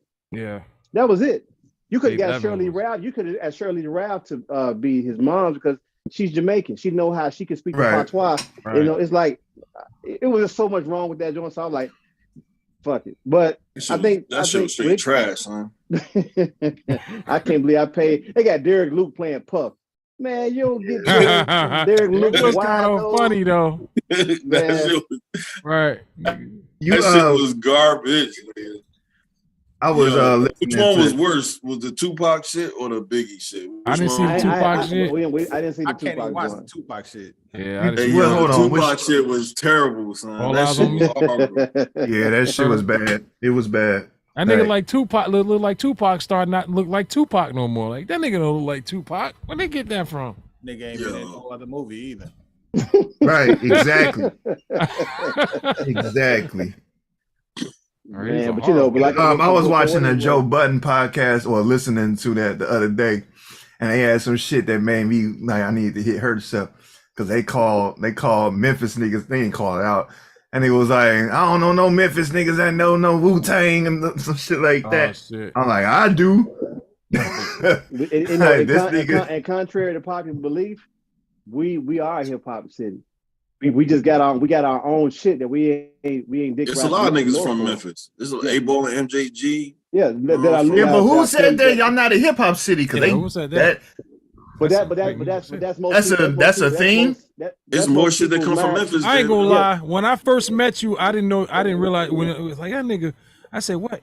I said for you through my like you from Memphis talking Wu-Tang. I didn't like wow you know, but I'm pretty sure there's other cats like that. Man, there are so many Wu-Tang fans in Memphis, bro. Like this is a hip hop place, and you know, not boot camp like you.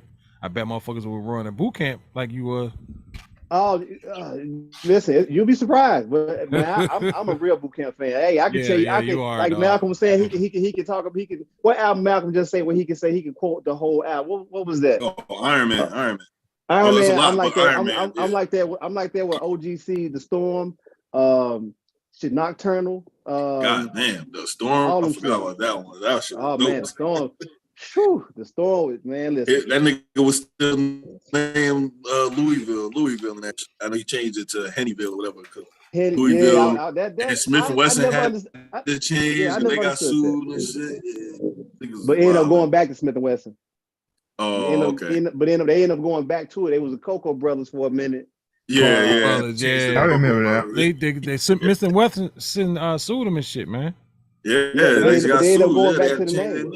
Yeah, but they ended up going back to it. I didn't know that's what I thought. Those are two totally different groups. All right, Cocoa Brothers. Yeah, they had Wesson was my that shit. shit fucked them up, son. That fucked them up. Black Moon. Oh my god. Man. I was just listening to Buck 'em Down the other day, and I was like, man, I'm still listening to Black Moon. The only thing that pushed my Black Moon cassette out the deck was when Nas came out, man. Because that my whole senior year was right.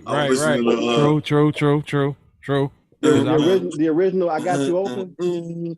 Although I love the remix more, but the original mix of I Got You Open, it's so grimy. That's some real man.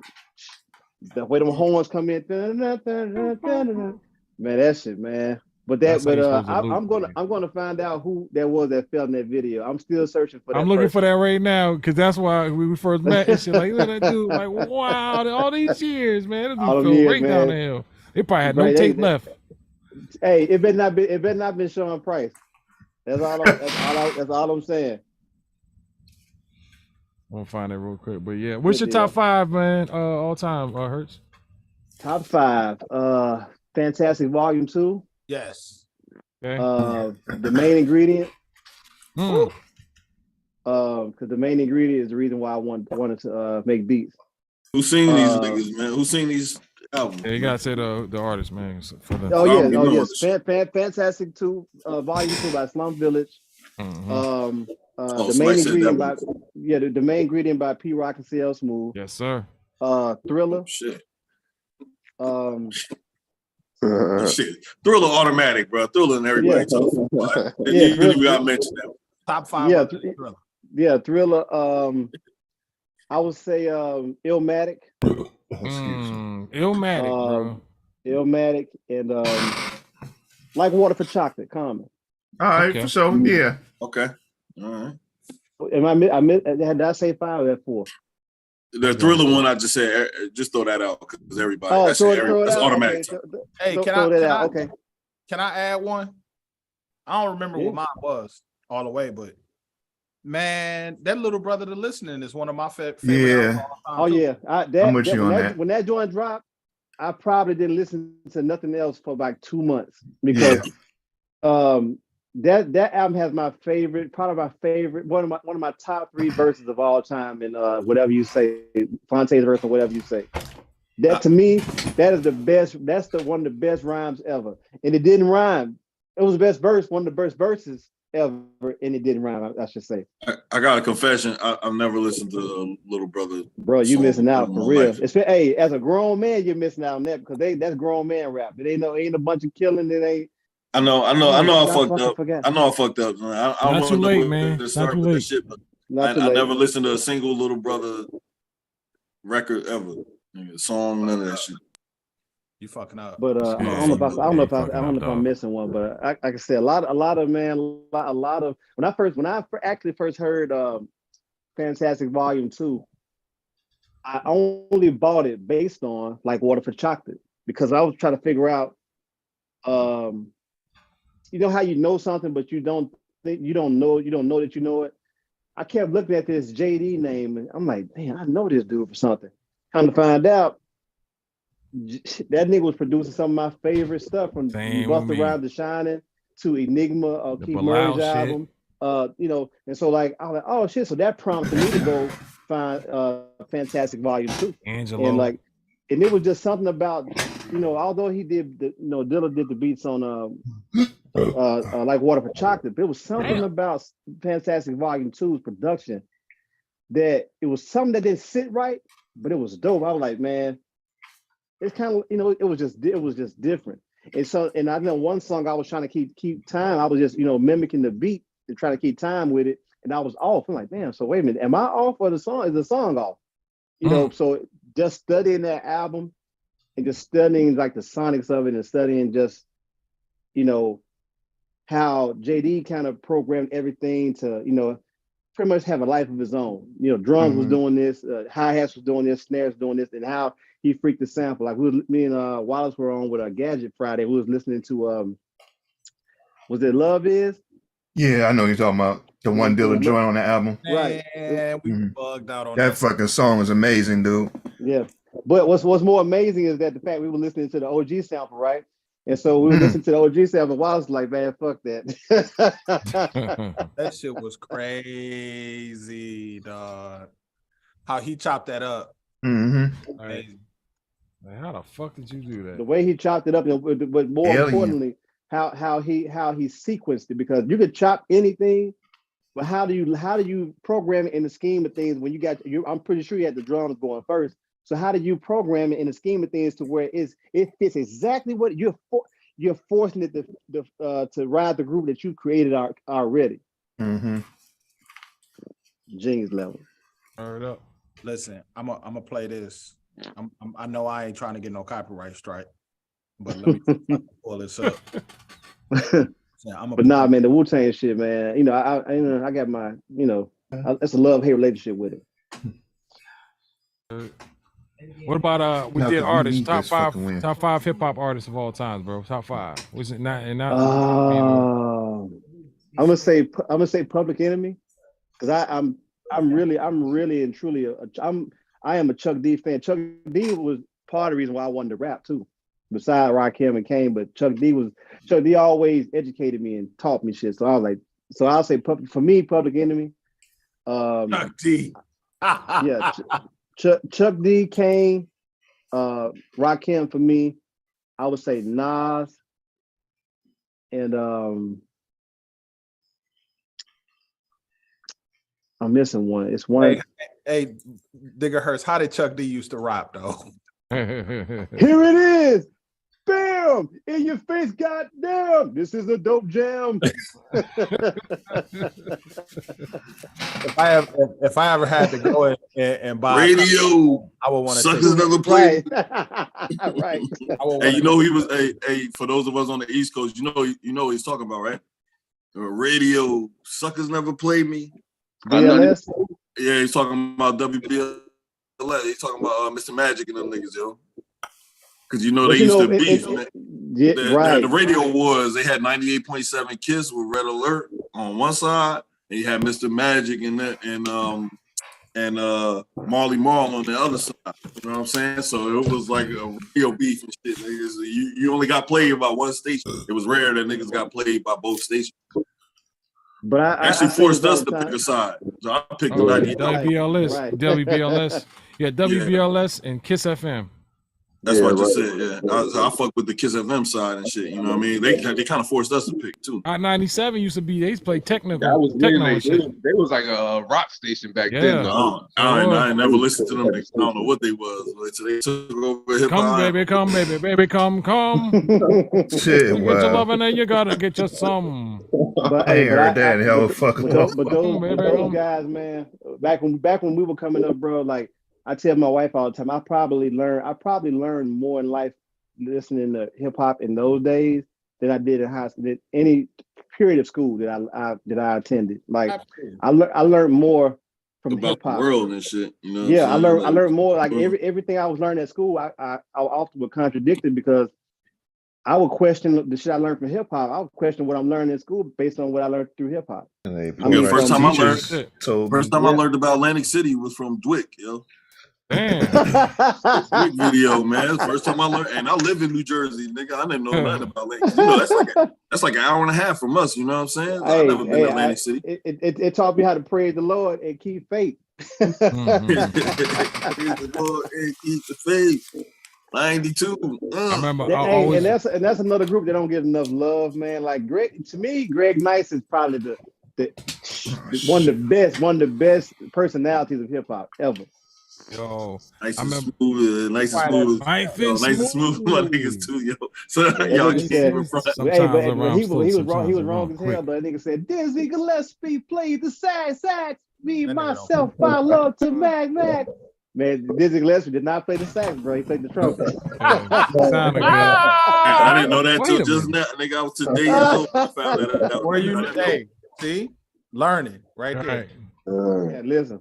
But but like I said, man, even then, bro, you had some people like Nice and Smooth, you had some people like KRS Kane, you had more variety of everything, but everybody, no matter what you were talking about, you had to have a certain level of skill, man, to convey your message. You just couldn't get by on your looks or. That's because we had it, man. Once we let it go, man. Once other people start getting it, man, all hell start breaking. Take it to the top. Go. Here we go.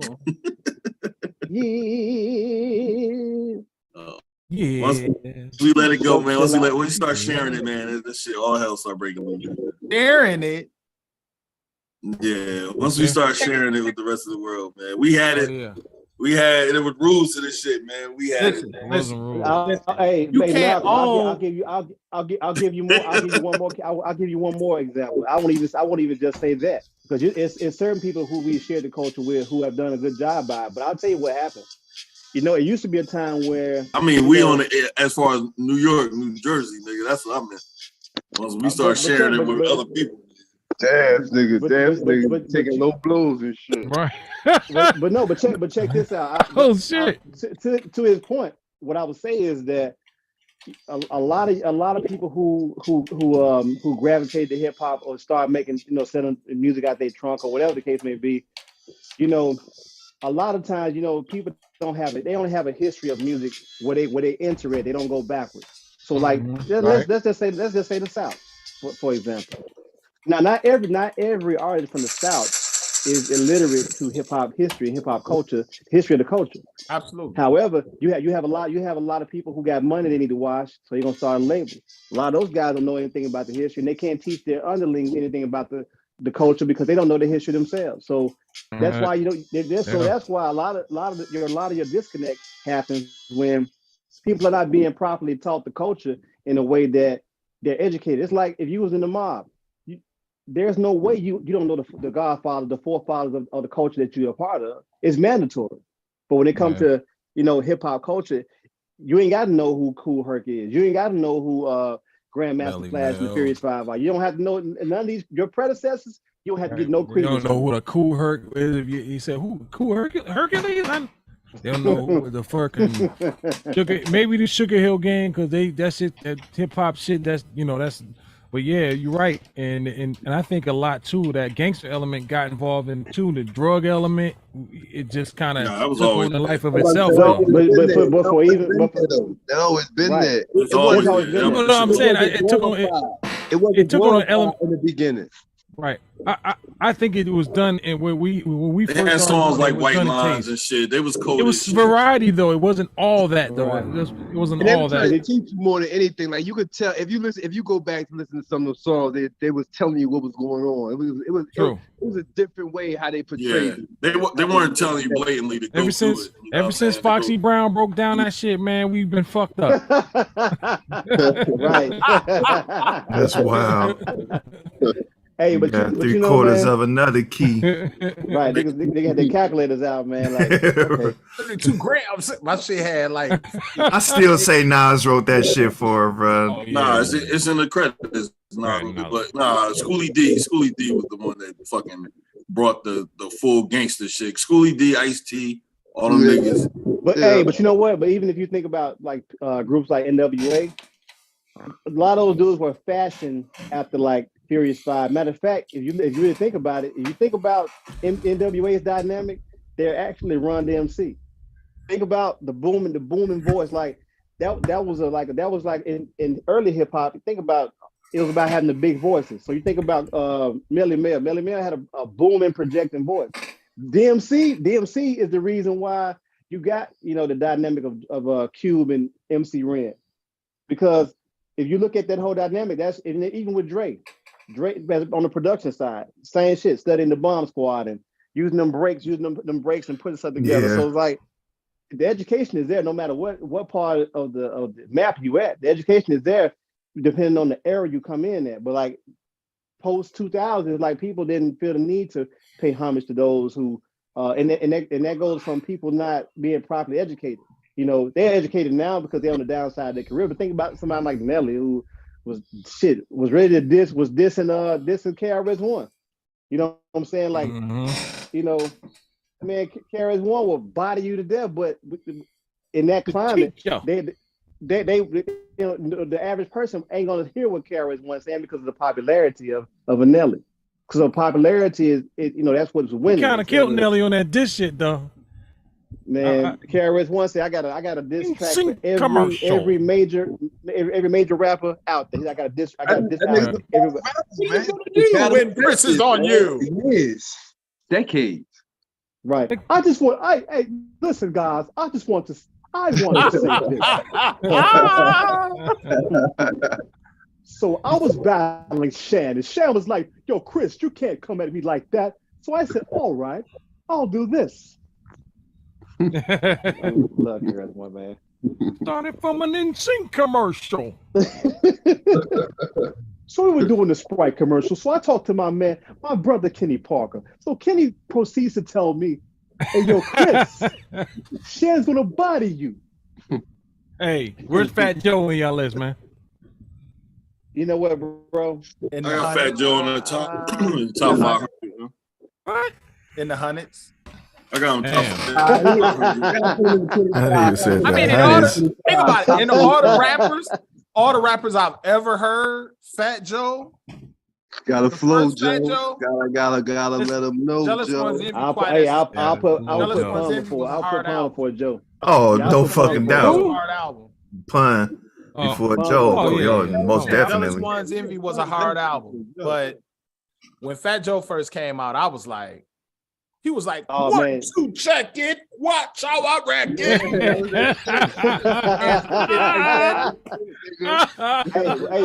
But hold on, Wild. You gotta think about who he was surrounded by then too.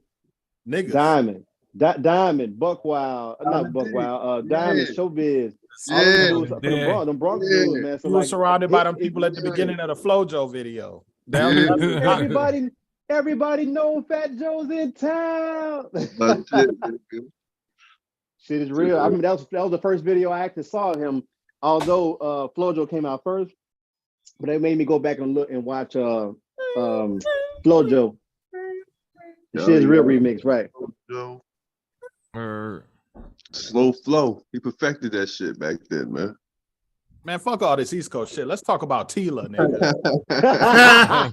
Nigga said Tila, bro. I don't know who the fuck that is. Talk about Tila. Who the fuck is that? Tila from my neighborhood, man.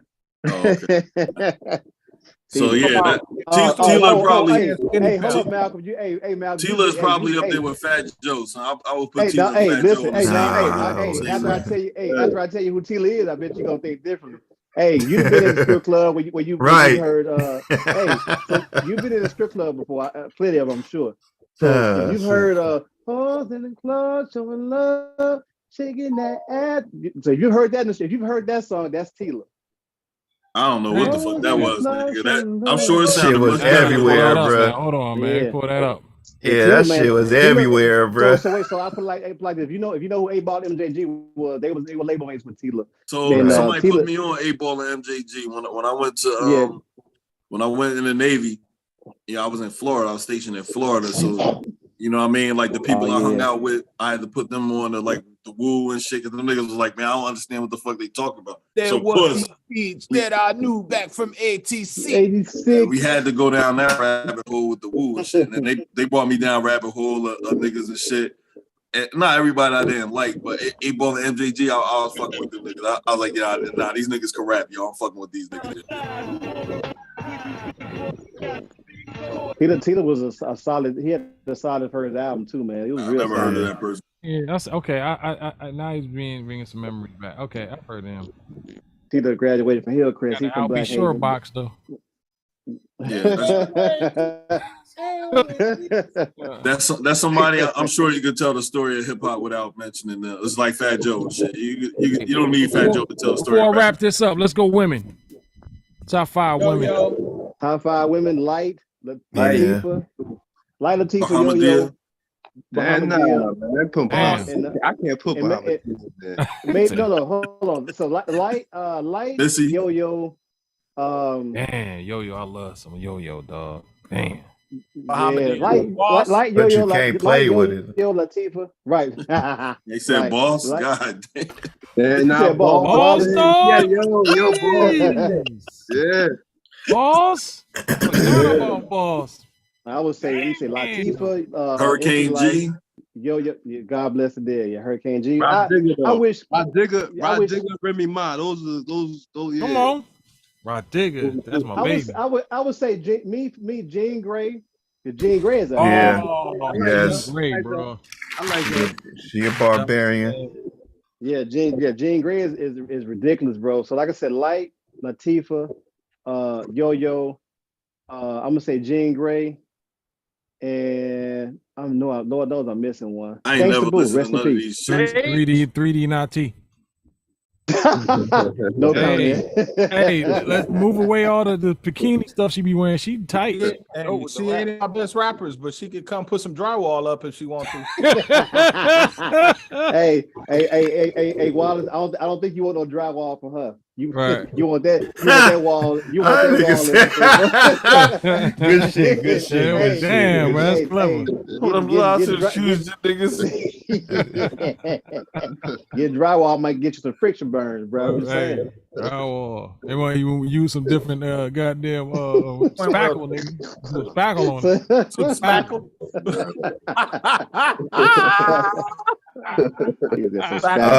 I would say definitely Light. Yeah. Yo-Yo. Yes. Conscious Daughters. Damn. Which one, CMG or the special one, nigga? CMG or the special one? CMG. Don't say salt and pepper, niggas. I ain't never listened. Because I like fast rappers. Shauna, bro, she always brought it though. Shauna always brought it. Shauna was probably the best. Shit, man. Aside from Luda, she was probably the best. That's at DTP. Who that one with the was down south with Miskell in them? That chick too, bro. Talking about Mia X. Always brought it too though. Man. Yeah, Mia X was. And she doing her thing. She be cooking like a motherfucker too. Oh yeah, I did see her cooking, dog. My top. This nigga said 3D not T though, bro. Man, right. Good Lord. Yo-Yo, I love you. Something about Yo-Yo, man. I wish Patrick could have rapped. This nigga said I'm Patra. gonna be honest. I He never said loved. Patra. Now, I can't even say this too loud. My wife probably a trip out. I never loved Lil Kim. Never. Yeah, I mean, I like the album. Hardcore was cool, but it Yo, was like I'm that about shit to. was dope. That was a dope album. Yeah, it was. I Biggie wrote the shit listened out to the that album like a motherfucker, but it wasn't like I'm going out to get the next Kim album. Yo, Nana was tight too. Now, Yo, Nana was cold. You know what? Yo, Nana was cold. They had nice albums and stuff, man. But like, Yeah, the bitches wasn't was writing like shits, nigga. but Not I even think tripping the about most- that. Right. Bitches wasn't I think writing them words, nigga. Hey, the most exciting part about that is the fact of the album cover. It said fucking. That's what all the goddamn. excitement was about with that. Little Kim, boy, She was cute, bro. hardcore album I don't- cover. she was cute though. She a little. Oh cute, shit! I had that shit at in the room. Nah, I but y'all had got to trouble write, like a though. motherfucker for having that shit. That poster. Whoever said that shit, if you talk about actual chicks that had bars and shit, niggas talk about Jean Grey and the underground ones and shit. That's the Rhapsody. real bitches that had bars and shit. Rhapsody, Jean Grey, Greedy Naughty. But no, they never got big because they wasn't sexualized. Got they and shit, burns, you know? exactly. There's some other chicks that are MC that I like. The chick Apani B Fly MC out in New York. What's my girl name? She was on the Symphony joint on the Last Tribe album, with the Love Movement album. Hey, what was it? I got $10 on Bandcamp for whoever rapped last on 3 the Hard Way on Bahamadia album. Yeah, so keep that $10. She murdered I don't that. know. Bahamadia would had some shit with her too. She looked like like just- Bookman in the Facebook. She looked like Florida Evans. She never showed her face though. She never showed her face. Like that. She knew she was fucked up. I tell you what, if you can, hey Wallace, there's a Bahamadia song with Dwelle called "Beautiful Things." Have you heard that before? Nope. Bro, listen, you can hear more. You can understand more about what Dwelle is saying than you can Bahamadia, because she's rapping like in a baritone almost. You can hardly, man, look at it when you get a moment. It's like, man, she ain't raising her voice at all, man. And the song is already lower key. Oh man, I had to turn that up to listen to what she's saying because I can't hear it. Hey, but she's spitting bars though. Bahamadia used to look like Mookie Blaylock and shit. That's you know what, bro. I'm about to leave. Nigga said Mookie Blaylock, bro. I'm gonna need you to relax. Hey, don't post this on YouTube. Don't cut his fucking dick off, Dwayne Wade, bro. You fucking tripping, dog. Bahamadia was looking like Sidney Moncrief, man. Yeah. Like Bernard King in the jaw. Hey, don't put this on the internet, dog. I can't have me talking about Bahamadia like that. She a legend. So I'll go and timestamp that for you, sir. Please timestamp those. She got a goddamn a lot of choosing niggas. Craig Hayward. Hey, what was she got an Uncle Phil chin set up. What was the name of the girl who produced or directed the Insecure? I can't think of her name. Ray? No, that directed it. Issa Rae? Issa directs Insecure? Yeah. Okay, what's the other damn girl that did a lot of the movies? Like Shonda Rhimes? No. Lena Waithe? Ava DuVernay? Yes, Ava. Yes, Ava. Yeah, she was a part of a group, and she used to spit at The Good Life. She was nice as fuck. Ava DuVernay? Yes. I never knew. Yes. If you ever watch that Good Life documentary, it's not even on Netflix no more. But she directed that joint. She did the whole thing. Yeah. But they had a part when her and her girl, they was out here, and they be calling it styling or flowing or whatever. She was getting down like on some freestyle fellowship shit. She's from Long Beach. So why you say that? Why about it? Who are your top 5 underrated rappers? Ooh, I like that. Damn. Joe Buttons, Fabulous. Fuck Fabulous. Ghostface. Joe Buttons. Hey, Ghost is in my Omega. top 10. Hold up, not my top 10. Maybe my top 20 though. Joe Buttons, Cormega. I threw Cormega in there. I feel like the underrated sound. 3D Nati. I have to say that, man. I'm gonna say Razzcast. I'm Um, gonna say MC Ren. MC Ren was MC Ren and DLC were two of the greatest what ifs. I don't know about them. So I like them DLC. three- DLC was dope, man. DLC was Yeah, dope. bro. Yeah. I disagree. I think when MC Ren got his time to shine, but did he really though? He didn't with the Final Frontier and the EP called "Kiss My Black Ass." Kiss My Black Ass. He didn't get his. He didn't get his. He didn't get his full due, bro. Cause think about all the disruption that happened around that time, like between because he wasn't good enough to carry his whole career, man. That's the bottom line. But I don't know about that because if you listen to the 100 Miles of Running EP and then the other he was album, better with a group. Some people are better with a group. Nature, nigga. I remember Nature came out with a solo project. I could not listen to that. Oh my god. There you go. Some people are better with Nature need to be on collabs. I say he wasn't dope. I thought he was dope, man. But he didn't have the appeal of Ice Cube. I fuck with I couldn't listen to Ren. I did too. I fuck with Ren, but he didn't have the same appeal as niggas. He didn't have that appeal that Ice Cube had. He didn't have the lyrics. But how much of that is him not having the infrastructure to kind of like whatever it was, bro. Yeah, because think about this. Cube left and they were okay because you still had Dre, but then Dre leaves, so you don't have the foundational element of, especially musicality wise, you don't have that there. Then Eazy-E didn't either. Eazy-E had a solo career too. Eazy-E, niggas swear by Eazy-E, bro. Eazy-E's a legend. But Eazy was more. Eazy had the name. You know what I'm saying? He had the name, and he was already, pretty much. Everybody did something except for Ren, bro, and that speaks to something. No, everybody did something except for Yella. Yella was just a hang around nigga. Like, well, yeah, okay, but all right. I didn't even count. I didn't even acknowledge Yellow was light skinned though, so yeah. I guess everything turned. Ice Cube was light skinned adjacent. He was light skinned, man. Ice Cube was not light skinned adjacent, brother. A light skinned adjacent. Nigga, I know you're talking about because I used to be light skinned adjacent. That nigga ain't dark skinned. You can say it used to be. We pay the same brown Florida now. sun changed all that. Yeah, we paper sack brown now, bro. That Florida sun changed all of that. Yeah. Oh fuck it, that nigga But 40 nah, bottom but, paper. but like I Light skin said, used to be cool, man. Like early '90s and shit. Light skin was cool, man. Albie showing all the niggas. Man. Nigga, light skin went out like 80, 89, 90. It probably like 91, bro. It was probably cool 91. I what's them niggas name from they tried to bring it back, but that shit ain't coming back. Nah, my man. Telling me bad, nigga. The Medea movies and shit. Yo. He tried to bring my man back. Tomorrow Moore, yeah. They used to go crazy for that dude, man. I hated that song. He tried to bring it back single handedly and shit, but that shit ain't happening, man.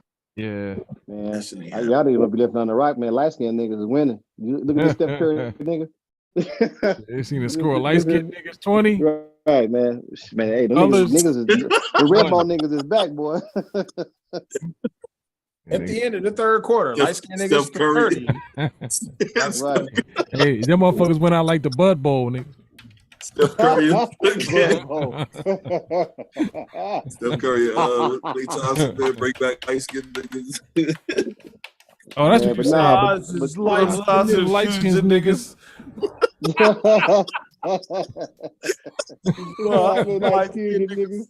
I hate the light skinned niggas. But nah, underrated man. Though, underrated. I would say. Yo, shit, man. I would say, Absol. Definitely. Damn. I would say definitely.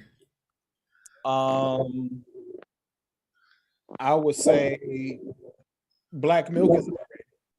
Who? Definite. Yeah, I can say. Yeah, I can agree with that. What did you say? You said milk, black milk. Oh, bro, listen. Yeah. Milk is probably my favorite producer, rapping producer besides Dilla. Man. Yeah. Milk is superbly underrated. Negro leche. I seen that NPC video years ago. I didn't know who the fuck that was or put two and two together. But that motherfucker. I'll be honest. I think Jay Dilla is one of the most underrated rappers ever too. Yeah. So nobody that he don't his name ain't really listed up there, but he be because getting up. Because it's production. But if you listen It to some of the shit Jay overshadows. say, Yeah. it some of that. I was listening to the Diary the other day, and just listening to the album, man, I'm like, dude rapping his ass off on this shit, man. Like he really is rapping his ass off on there, man. But yeah, but Black Milk, bro. Yeah, man, Black Milk, yeah. Super underrated. Who else? What you got, Wallace? You said I hate to say this, but and even though he's starting to show up with people in people's lists and all that stuff, I still think the person who will never get the credit that they deserve is Black Thought. Yeah, I was gonna say that. I was gonna say that. That nigga, all yeah, he don't get. I'm fucking with that one. Yeah. You said Raz Cass. I think Raz Cass has had his chance too. I know it was a big Raz. I think it's underrated though. I know it was a big fan, man. I thought that nigga just made a jumble of fucking word salad and shit. Nah, I was never that impressed. Yeah, I was never that still. impressed, man. Raz Cass went through a period from like 94 to like 97 where that motherfucker was killing everything. Yes, sir. He was killing soundtracks. He was killing guest appearances. He was killing underground tapes. Envy. I felt like he was the West Coast. I felt like he was the West Coast version of Cannabis, to be honest. No, hell no. Yeah, and that's why he's underrated.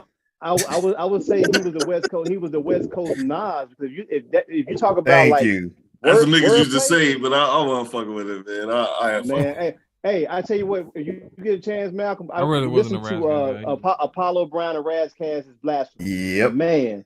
Yeah. That album will give you a new respect for what you're saying. You had to send it to me. You had to send it to me, bro. I will listen. I don't mind listening.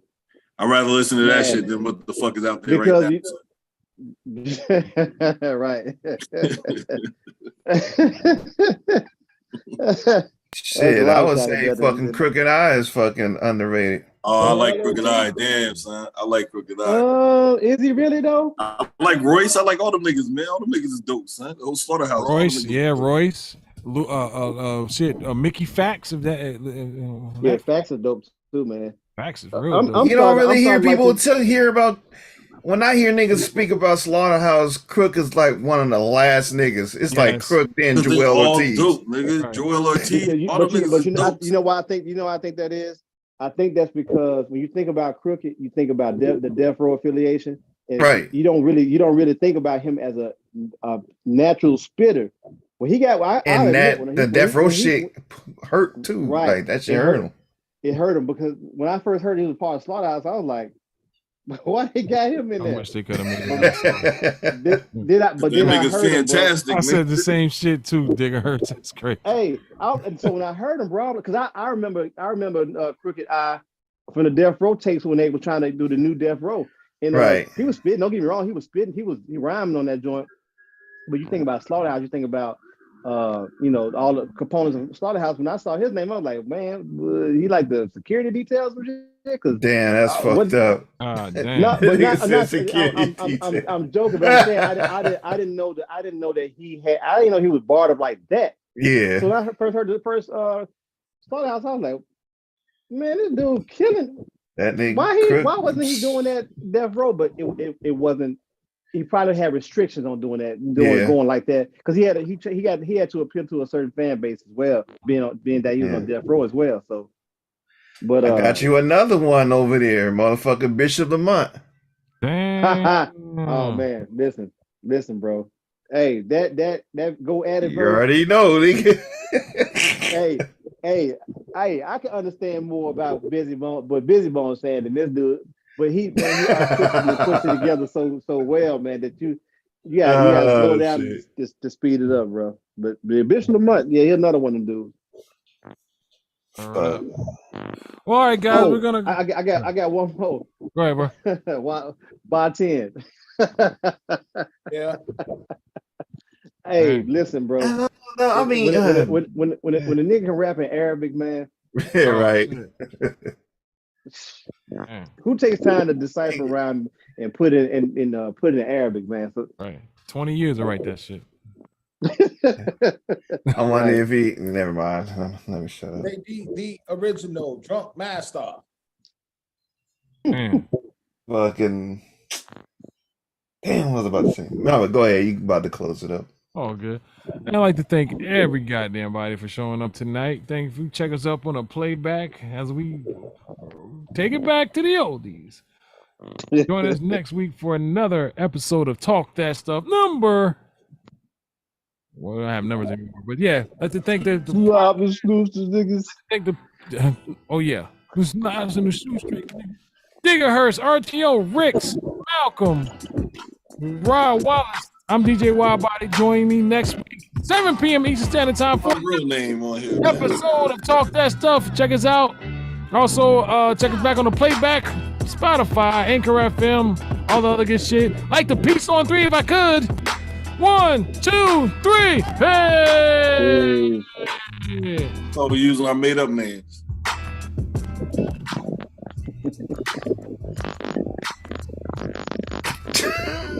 Shit. This shit sounds terrible. My shit. I'm taking a stroll through Central Park.